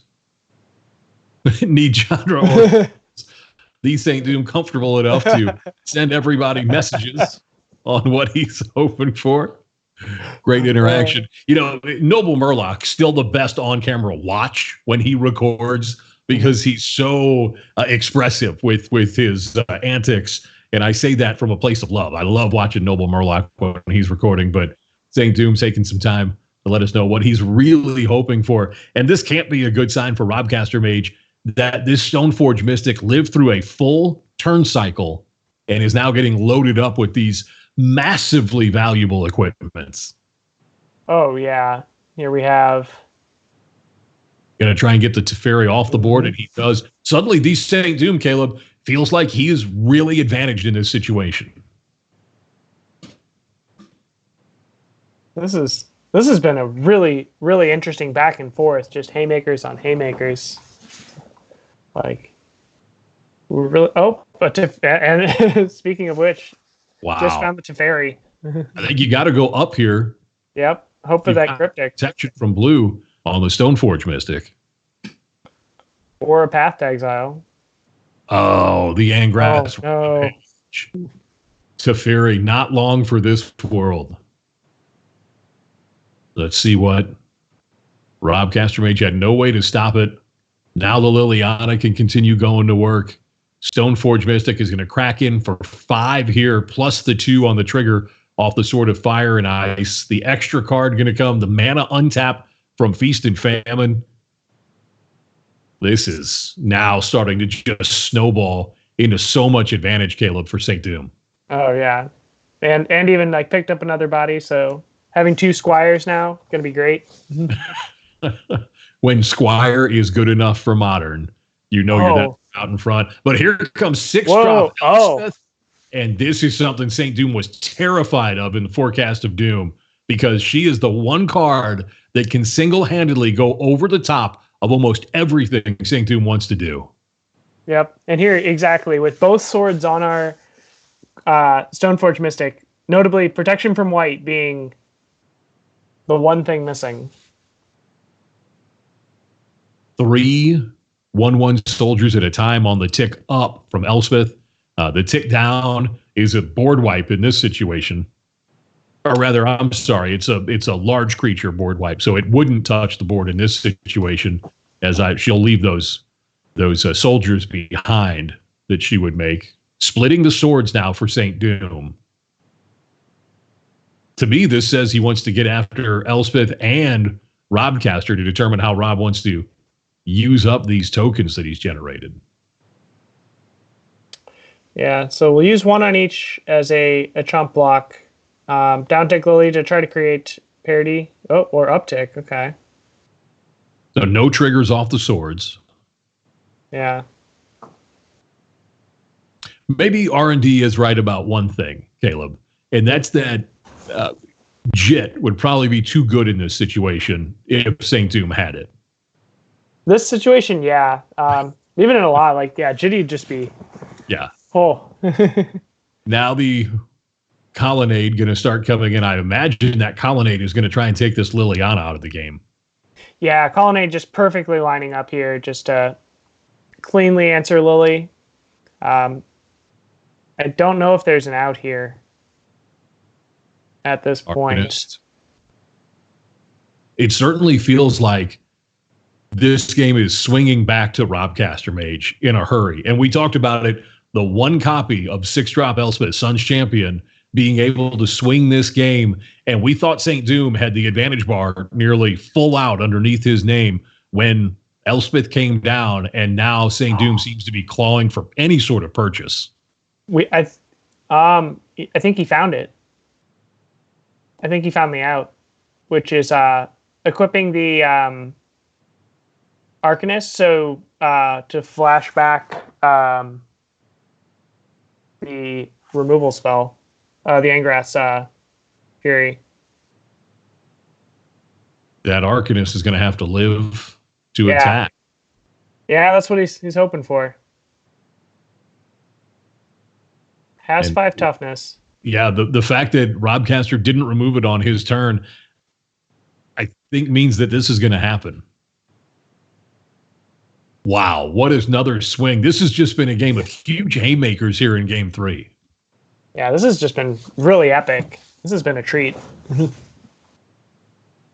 SpiderSpace frowning at the camera right now. While he's got a, 5/7 Arcanist who's about to flashback Angrath Rampage and take care of his opponent's best single card in this matchup.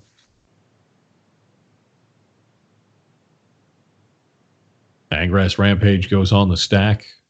If this is anything other than Sacrifice Planeswalker, I think it'll be a misclick. And no, he clicks correctly, and there goes the Elspeth. I mean, now, Caleb, once again, this feels like it's SpiderSpace's game to lose because he was able to put together the Arcanist equipment package. Yeah. This has been a really good showcase of just that, interaction there just being so huge, especially with these decks running a lot of 2 and 3 CMC cards that you never expect to flashback with it, and then it's just there's such blowouts. And here seeing having to force with all the 1/1 blocks just to prevent any sort of trample damage, since Colonnade can't block here due to being a blue creature.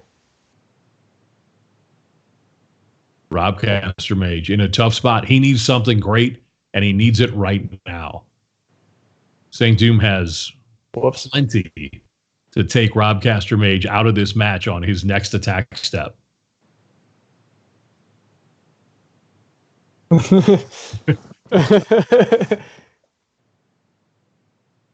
Be interesting to talk with SpiderSpace after this match, win or lose, to see what he's thinking about at this point in Game 3. Robcaster Mage got Game 1. SpiderSpace came back and picked up Game 2. This has been Game 3. And we're not far off of our call that this one match could last longer than the first 3 that we had tonight. We're just minutes away from that happening, in fact. And this has been an absolute mid-range grind fest so far between SpiderSpace and Robcaster Mage. No plays from Robcaster Mage, just a brick for Doom off the top with the land, but he has lethal on board. Swinging for lethal. Not swinging out with both creatures, interestingly. Yeah, because the Stoneforge only being a 3/4 with Pro Black and Green can get Colonnade blocked in case there is a removal. So then it would be or is there no cards in hand? Oh no, there's. Yeah, the one card in hand. That's going to do it. Yeah, that's what's up. The concession from Robcaster Mage with the trigger on the stack, and TheSaintDoom moves to 8-0 on the season. You heard us talking about the match as it was played, SpiderSpace. What were you worried about after you took care of the Elspeth? Did you know it was just absolutely a wide open lane for victory? Or were there other cards you were worried about once that Elspeth Suns champion was swept off the board? Secure the Wastes was a card where if Rob had drawn Secure the Wastes, just flooded the board with 6 1/1 tokens, that would have bought him a lot of time. Time enough maybe even to buy a Snapcaster Mage into another Secure the Waste, which could probably even just win him the game there. So I think there was no way really that it was very few outs that Rob had until I made that mistake and killed my own Dreadhorde. If I kept Dreadhorde in play, the Secure the Waste obviously wouldn't have been an issue, but because I made that mistake and forgot damage that was already there. But yeah, Plague Engineer was my plan to deal with Secure the Waste, but that was a card I was thinking of at that point in the game. Well, congratulations on the win. It was an absolute grind that turned into a slugfest in Game 3, and it was a lot of fun Magic to watch. Yeah, sheer mid-range battle there. Like I said at the beginning of this season, my LGS locals, my friends, have been teasing me about being a combo player. So I said, you know what? I'm a mid-range player at heart. I'm going to play grindy decks for Season 2 of the Modern Streamers League, just kind of to prove them wrong. So I've been having a lot of fun here. What's the potential, do you think, for Arcanist in Modern? Is it good enough with 1 power because of the density of effective 1-mana plays? It obviously just gets insane when you put a sword on it and it's 3 power and you're looking at things like just out of your deck, Angrath, Rampage, K-Command, all of these other possibilities? I think it's great. It's basically a delayed Snapcaster Mage with a potentially repeatable effect. If Dark Confidant is good, I think Dreadhorde is also good. They're good in different ways, but they're both the core 2-drops of my deck are all cards that draw me more cards. Creatures that draw me cards. Stoneforge draws me something right away. Dark Confidant draws me a bunch of things over time, and Dreadhorde casts spells for free over time. I've beaten Tron recently on stream with Dreadhorde rebuying back lightning bolts and then suiting him up and buying back a Kolaghan's Command, just dealing extra burn to the face. That's really the reach the deck has, kind of like how a control deck has Bolt, Snap, or Bolt. I have Dreadhorde, I have Bolt, swing with Dreadhorde, bolt you again. And Trample, even on a 1/3, is always relevant. As we saw right there, forcing 5 blockers instead of buying. Those 5 blockers should have bought Rob 5 turns. Instead, they bought him 1. I'm glad you took it to the 2-drop spectrum, because that's what I want to ask Caleb about. Caleb, we just heard SaintDoom say it. He's got Stoneforge Mystic. He's got Dark Confidant. He's got Dreadhorde Arcanist. Absolutely, Snapcaster Mage comes to mind as a key 2-drop in this format. We just saw Rob Caster Mage play it. Which of those are you most interested in sort of pairing together right now in this format? Each one represents a different piece of the color pie, and it's going to bring different strategies with it. But do you see a particular upside with pairing certain of those 2-drops together versus other pairings that wouldn't really be as synergistic or work together as well? I think just from this, the Arcanist and Stoneforge pairing is kind of the most interesting to me, because with 4 Stoneforge, your frequency of having the equipment in play with which to suit up an Arcanist on turn 5, if it lives, since you do kind of plan for the Arcanist to actually live about the same amount of time as a Bob, in that sense, that actually is way cooler, because you're not just on the what is my 1 CMC path, and the 2 CMC and 3 CMC flashbacks are not just if you're already living in some magical Christmas land. It's something that will commonly come up if you're playing any of these longer matchups, which we saw earlier, even with the format slowing down, lots of more places for this just to happen by turn 4 or 5 each game. Going to be interesting to see which of those 2-drops start pairing together for some of the favorite synergies coming up in the next weeks and months as Modern continues to evolve and be iterated upon. Round 5 of Night 1, Week 8 on the Modern Streamers League, Susurrus on Whir Prison, GhostxEmpire on Goblins, brought to you by Card Hoarder and Card Kingdom. We cap it off with that epic matchup in Round 5 next on the Modern Streamers League.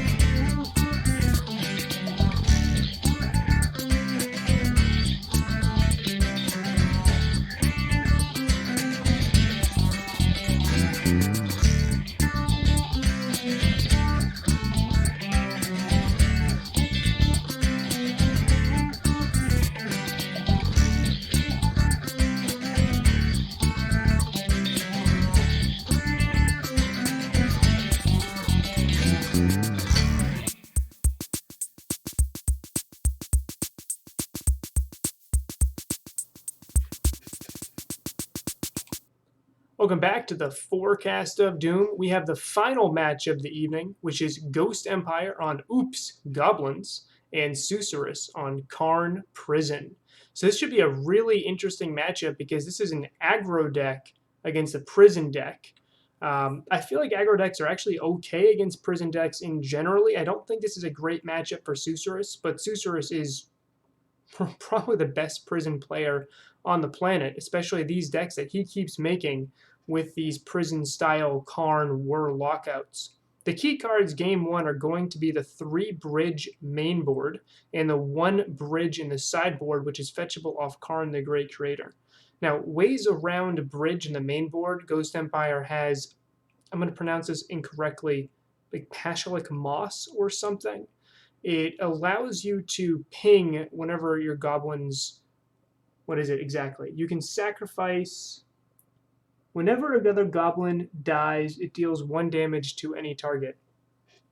And then you can sacrifice a goblin to make more goblins. So basically it's an inevitability engine even through a bridge, which would require something like a Spellskite or a, I don't know, like a liquid metal coating type thing with a Karn in play to stop that style interaction. It's real neat, but it's also a very small out to that ensnaring bridge.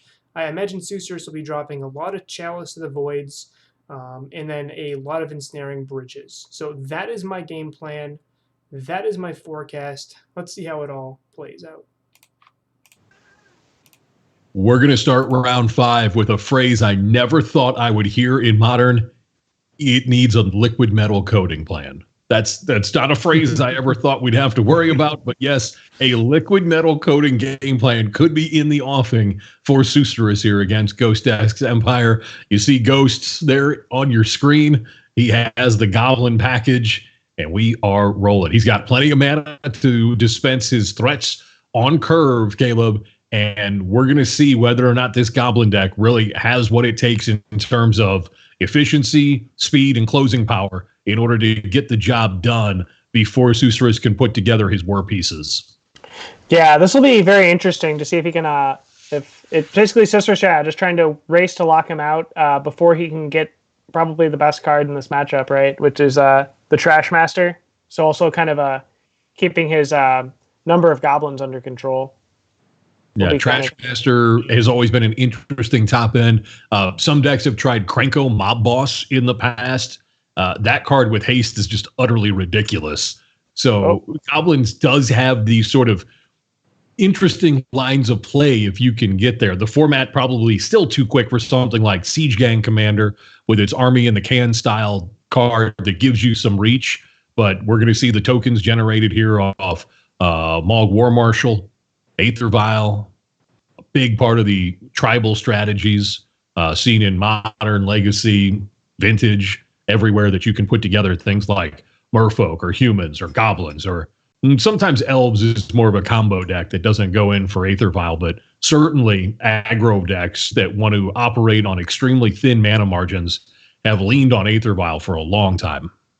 Yeah, and like Goblins even being kind of the maximizer of this, where they just want to ramp their vial all the way up to 4, just sequentially every turn, just getting as much value from that as possible. So here we see a Matron.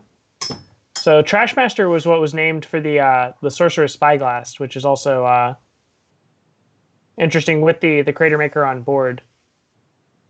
Or in hand, sorry. That was viewed by the trigger entering the battlefield.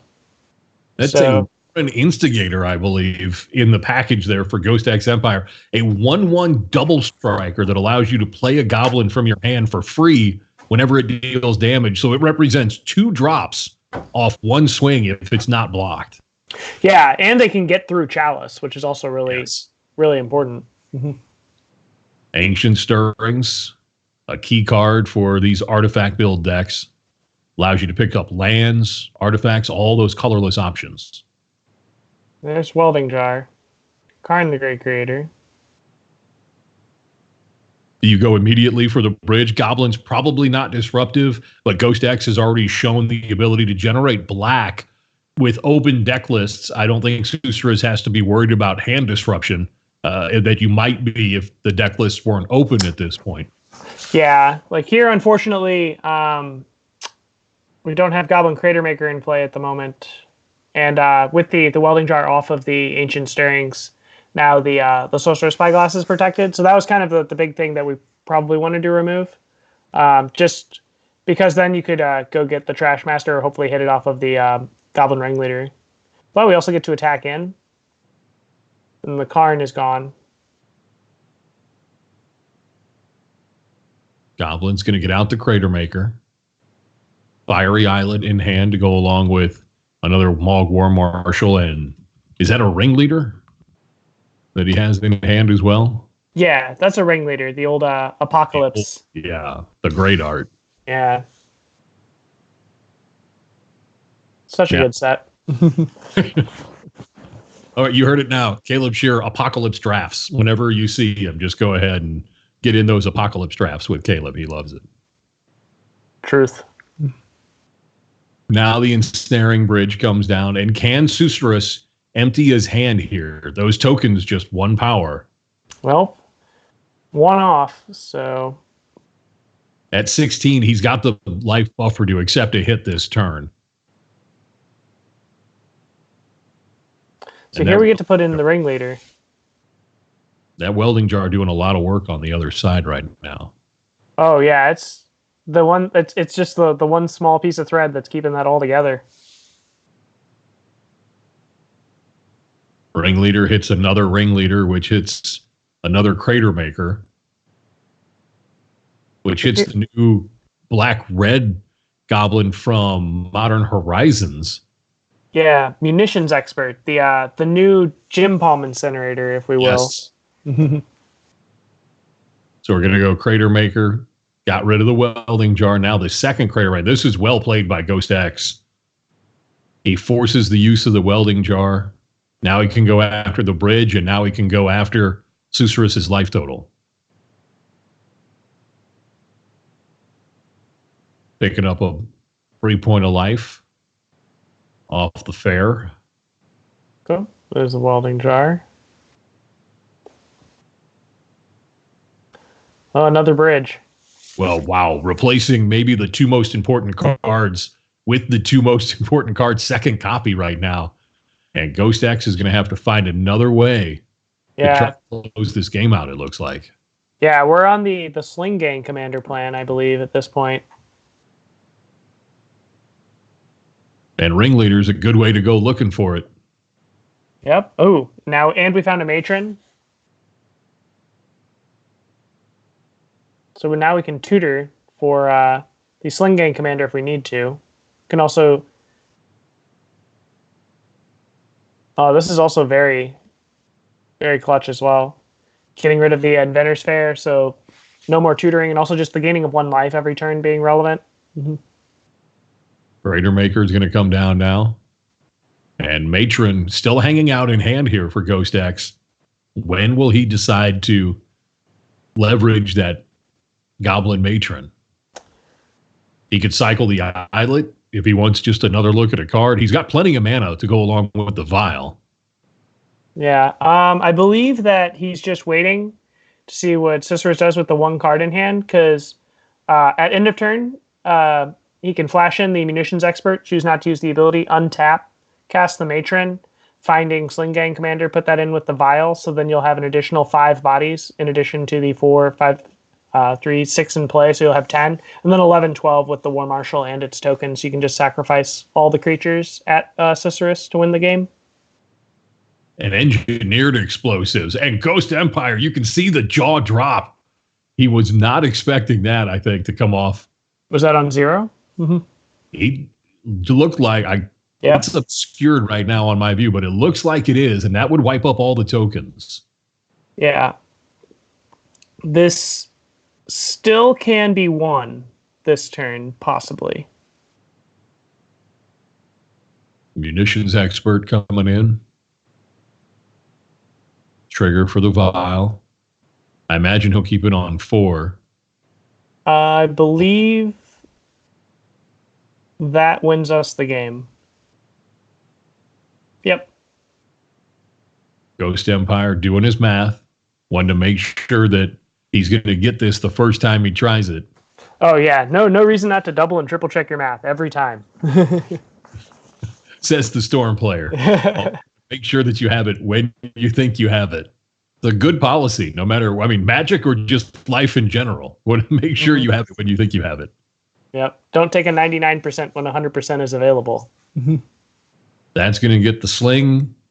The vial will make it uncounterable, even if Susurrus had access to that. And that should be the win for GhostxEmpire here in Game 1. Well, Team Ice, with the exception of my partner who won in round 1 for Team Fire, has come roaring back this week. And there's the concession. GhostxEmpire picking up Game 1 here in round 5. Coming up on Wednesday, another great night of the Modern Streamers League, brought to you by Card Hoarder and Card Kingdom. These two teams will once again be playing for their charities. You have a chance to check them out below, to donate below. Do it. You've got a couple of bucks you're mad at. Why don't you put them to work for a great cause? Team Fire playing for A21, looking to end human trafficking around the globe. And Team Ice playing for the Cancer Research Institute, looking to end all forms of cancer worldwide. A21 and the Cancer Research Institute, the two great charities that these two teams have decided to play for here in Season 1 of the Modern Streamers League. As Goblins looks to sideboard, Caleb, how much better can they get, considering that you're up against an all-artifact strategy? Red traditionally good with dealing with artifacts, but when you have the threat density that a Whir deck does, that Susurrus does, you're not going to be able to get everything. Yeah, this is very true. But the thing is, though, like, what's kind of interesting in this, that welding jar, Susurrus, I believe, has a full set in his list. Correct? No, just 3. But having all of those, so you actually don't have, since Trashmaster is kind of the quintessential, do multiple artifacts, so the 2-for-1 there. So just being able to chew through welding jars might be you might just be necessary to overload in this case. Pithing Needle coming down. What will GhostX name with it? So you're going to go right for the welding jar? No, you're going to go engineered explosives after what happened in Game 1. Mm-hmm. And he's got the 2-drop goblin that we talked about. So if Susurrus elects to go, say, Chalice here, he's going to go Torpor Orb, which isn't going to interact with this particular Warren Instigator. This is going to be interesting. The Lord is in the wings for GhostxEmpire, and this could just be an old-fashioned sort of goblin beatdown. Yeah, this is the modern version of uncontested Goblin Lackey. So... Spyglass. That's not going to interact with Warren Instigator. No. GhostX has to be licking his chops now. He's going to get the 2 triggers off the Warren Instigator. And what will he elect to do with them? First one you would have to think would be the Lord, unless he goes with the Lord first to get in the extra damage. Yeah. I believe he's, going with the Lord, probably extra damage, just to try to go under Ensnaring Bird as much as possible. Since that's already known. So we have a very limited amount of time. First hit from Instigator. Second hit from Instigator. Just the double strike. Brutal with any sort of anthem. Even with the fact that you're playing more relevant creature bodies for free on the trigger, you're also getting that double strike with the anthem as well. And there are games that Warren Instigator can just absolutely run away with. Yeah, Goblin Instigator here has already just said, look, you already had an Aether Vial happen on 1 and 2. Yeah. That's just a disgusting curve for GhostX. And in a match that I thought for sure would be long and grindy, much like we saw in round 4 with TheSaintDoom eventually taking down Robcaster Mage, GhostX has just had the goods. And Karn, the Great Creator, feels like it might be too little right now. No extra mana to go get the Ensnaring Bridge and say play it. He'll go for the Welding Jar. Yeah, now I think Sister's just trying to just do turn-based math to see how long he can go with emptying the hand like there for Karn. Kind of make sure that Karn now has to soak up damage before the Ensnaring Bridge comes down. So, seems like really like he's trying to make it as much of a grindy game as possible, which is somewhat working out right now. I think I may have had my Goblin Lords mixed up. The one in play, I believe, gives haste and reduces your Goblin creatures cost by 1. Yeah. So that's the Warlord, not the Chieftain, as it were. Yeah. Yeah, the War Chief. Yep. But these Goblins still doing a ton of damage here and more triggers for the Warren Instigator. Yep. No mana available for Susurrus. There goes the Great Creator. Passed on the triggers for the Instigator. Yeah, choosing to, I guess, hope for the Matron to be able to be activated at some point later on, and also not pumping the team so you don't inadvertently make your creatures too big to attack through an Ensnaring Bridge. Really heads up play. Bauble from Susurrus. Yeah, I think for Ghost X, it's stay under the bridge until maybe you put together a turn in which it's just lethal if the bridge isn't in play, and go for it. Yep. Susurrus adding to the team. The Spell's Guide able to block one thing. Sure, Instigator seems like a good, or Warren Instigator seems like a good call, but Spell's Guide, not that effective against the sling portion of the deck because you're paying the life or the mana to redirect, and there are going to be so many triggers at that point that is it going to be worthwhile? Certainly if you're backed up into a corner and you have to, you have to. Yeah, now it's pretty much sling gang or bust. This is looking, I think it's like the tides are actually somewhat turned now. The Ensnaring Bridge always doing such good work for Susurrus. 1 card in hand, so he's going to have to take another hit, but this keeps him at 5. Now, sure, the sling is going to be enough, but will there be the opportunity to assemble that with what Susurrus is putting together on his side? Yeah, it's looking to be right now that, here's a Whir of Invention. Ghost X. Wondering whether or not he's going to be continuing the game once it gets to his turn, I think. Yep. We have Bottled Cloister. So right now, since Trashmaster is the only 2-for-1 artifact destruction, I think we need to runner 2 artifact destruction spells of some kind in order to beat through that Welding Jar there. Oh yeah, and also Spellskite. Yeah, so they have everything pretty much set up. This has been a lot of good heads-up play. Yeah, with the Bottled Cloister, Susurrus' hand size on his opponent's turn will be 0. Yep, so yeah, like no longer under any constraints of emptying the hand or any accidental oops. There's one half of the combo. It generates some mana, but really looking for the sling, and that's not going to be there. We're going to go on to game 3, so we're 1 apiece.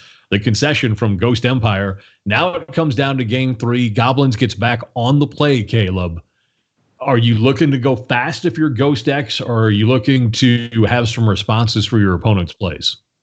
I think you're just trying to go under. Like in the long game, just based on the number of Welding Jars, Spellskites, like since it looks like Susurrus will be bringing in probably 2 of his 3, as we saw that one boarded in as well. It's just going to be kind of hard to like fight through his artifacts once he gets set up. So you just kind of want to go under and just be able to combo him out to a degree, or just aggro. Mm-hmm.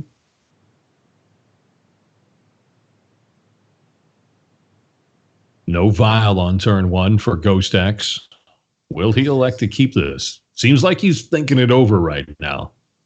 Is this good enough and fast enough? Yeah, this one's a toughie since the Field of Ruin here means you don't just automatically have Warren Instigator just doing its thing. So you're still going to try to play towards it. So, the War Chief. No turn 1 play for GhostX. So Susurrus, does he have an explosive first hand? He's got the 3 artifacts, so the Opal is live. That gives him the Ancient Stirrings, and he's off to the races.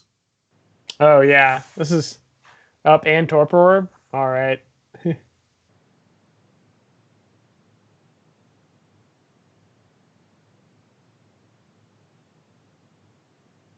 Will we see the Abrade right away? We will. Yep. No first land is also huge there. So now it's land 0 artifact or bust. Oh. And nothing for Susurrus. But no second colored mana source for GhostX. So that Warren Instigator is actually a couple turns away. Yeah. So land for Susurrus off the top. That's going to help get him going. Now, another Ancient Stirrings. You would think this would solve his mana issues. Land into Ancient Stirrings. Yep. Oh, yeah. And Fan to Teleria West. So we'll be guaranteed making a land drop next turn. The extra red source for... We're going to go for the... Is that Matron? Yep. Matron's going to go looking. Yeah, this... Wonder what he's grabbing. This will be interesting because I think it's going to tell us where he sees the game going. Yeah, because I'm intrigued to see this Matron over where it's going versus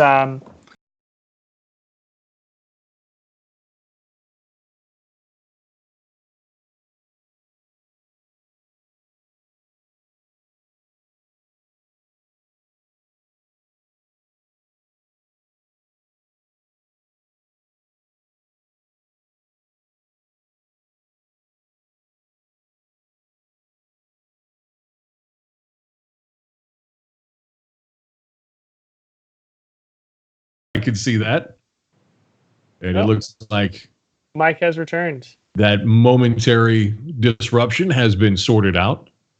All right, sometimes technology comes for you, and we're just glad that TheSaintDoom had the stifle for it when it showed up, and we were able to get right back to the match. Goblins on the attack, trying to press its on the play advantage against Susurrus on his Whir prison deck.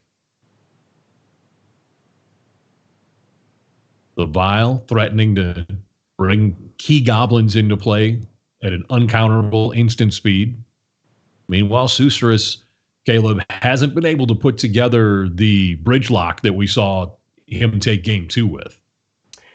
Oh, speaking of, but yeah, there's still 3 cards in hand though, so we might actually be at a kind of interesting point, and especially since these ringleaders don't trigger at the moment. The Torpor Orb in hand, meaning that these are just straight single cards. Now, you will see Warren Instigator trigger through the Torpor Orb because that's a damage trigger, not an enters the battlefield trigger. War Chief. This will be a sizable swing coming up from GhostxEmpire. He's going to go for the straight ringleader to add the body to the table, the 2/2. Trying to get underneath that bridge for the maximum amount of damage. So it's a 1-turn clock after that attack for Susurrus. Can he empty his hand? Or can he find Bottled Cloister, I think, is the other out here. Yeah, it's can this get down to 1 card? Oh, is this Karn? Nope, Bottled Cloister. GhostX just shaking the head. Now he knows he's going to have to look for his back door out. Yep. GhostX watching as all the triggers go on the stack for Susurrus. Like many of our players here on the Modern Streamers League, you can see Susurrus streaming most days, most of the time as he is entertaining and informing all of us with his Whir prison builds. Always fun to watch. Oh, yeah. Agreed. He's basically the master of this in all formats. It's really awesome. Mm-hmm. If you like slowly, torturously winning over your opponents, Whir prison. Great way to go. Oh, yeah. Watching the will to play drain away in their eyes as you lock the game out completely and then win at your leisure with a Karn, the Great Creator. Yeah, they've stepped it up since the old days of, I believe Susurrus used to only have an Ipnu Rivulet to mill them out while also putting cards on top with Academy Ruins. Mm-hmm. Yeah, the win conditions got a little bit more decisive once Karn, the Great Creator was introduced. There's a Whir of Invention. And if Susurrus goes on to win this, Caleb, we'll have seen him use his life total as the pad that he needed, because he got the concession from GhostX at 5 life last game, and 5 is where he's been able to put together the puzzle pieces to stop the bleeding here in game 3. Yeah, he's cushied, so he can't get randomly if Tarfire is still in the deck, just randomly going upstairs with that, keeping himself out of range. Just really masterfully navigated with his life total. So I know this is game 3, and I know Team Fire really is looking for this win and counting on Susurrus to get there. If you're GhostX, as you see the hands go up in the air, how far are you interested in pushing this game? This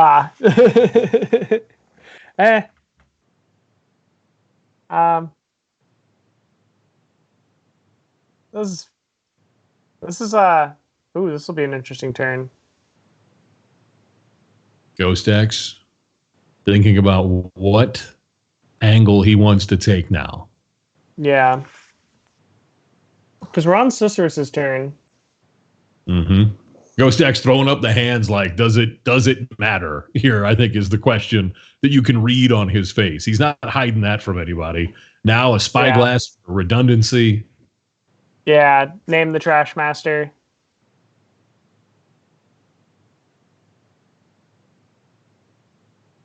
Cuts off the activated abilities. And GhostX just sinking down in his chair a little bit right now. Yeah, this is just where you kind of hit the point where you notice that everything's just slowly just locking into place, as it were, on the opponent's battlefield. On the rare occasion these days that I get to play a little bit of poker, I wish my opponents were as expressive with their body language as GhostX is right now, because you can read it all over him, what he thinks of this situation. His Goblins deck got game 1, but he's had to watch Susurrus put together all the Whir pieces here in game 2 and 3, it looks like. Got the Trash Masher, got the Sling, but he doesn't like where he's at right now. No.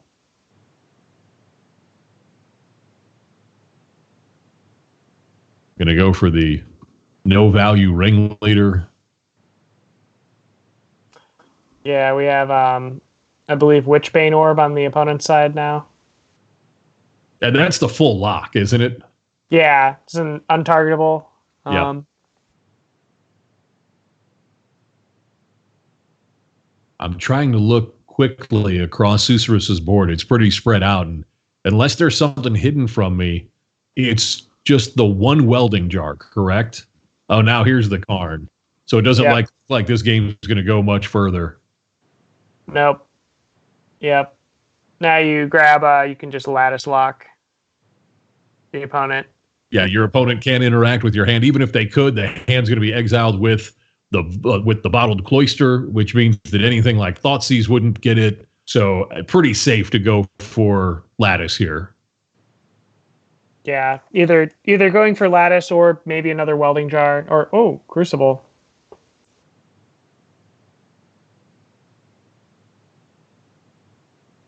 Crucible is going to allow him to return those lands from the graveyard to play.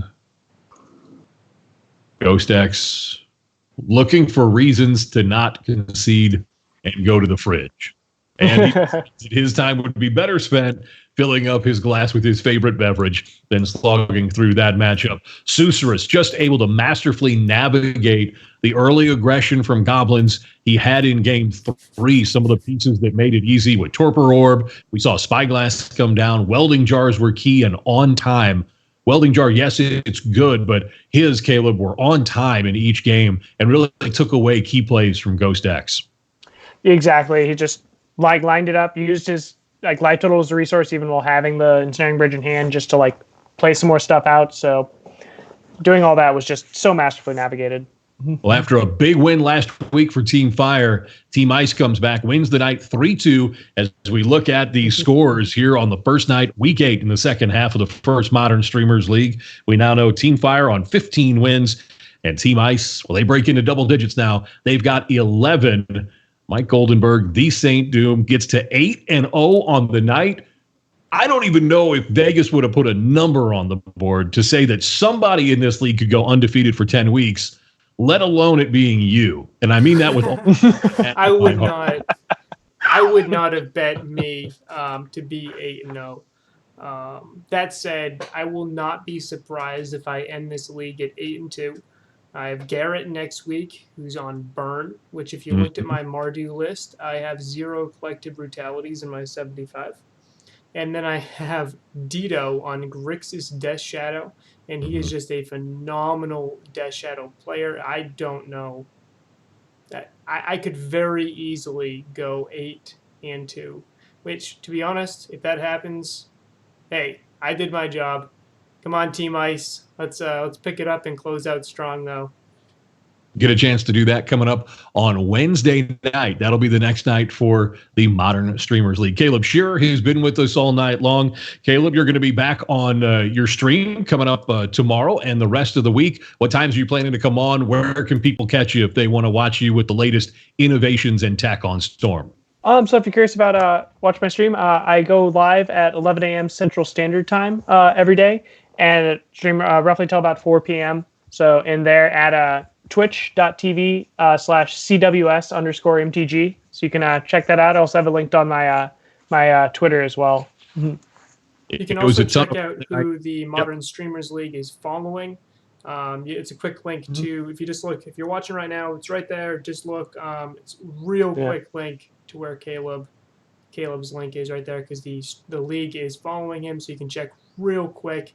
You don't have to remember any names or numbers. You can just click right there, or go to the Modern Streamers League website, and every streamer's information is right there. Just find Caleb's face, and right next to his face is his Twitch and his Twitter as well. So real easy navigation to get to there. It includes deck lists as well up at ModernStreamersLeague.com. Matchups for Wednesday night and the last 2 weeks all planned out. You can see what the great matchups are going to be on the upcoming editions of the Modern Streamers League. You can also make a donation to A21 or to the Cancer Research Institute, as we have been dedicating the first season of the Modern Streamers League to those two great charities. The Modern Streamers League brought to you by Card Hoarder and Card Kingdom. Guys, this has been absolutely fantastic. I can't wait until Wednesday night. For TheSaintDoom, for Caleb Scherer, thank you for joining us. We'll see you for night 2, week 8 of the Modern Streamers League coming up on Wednesday.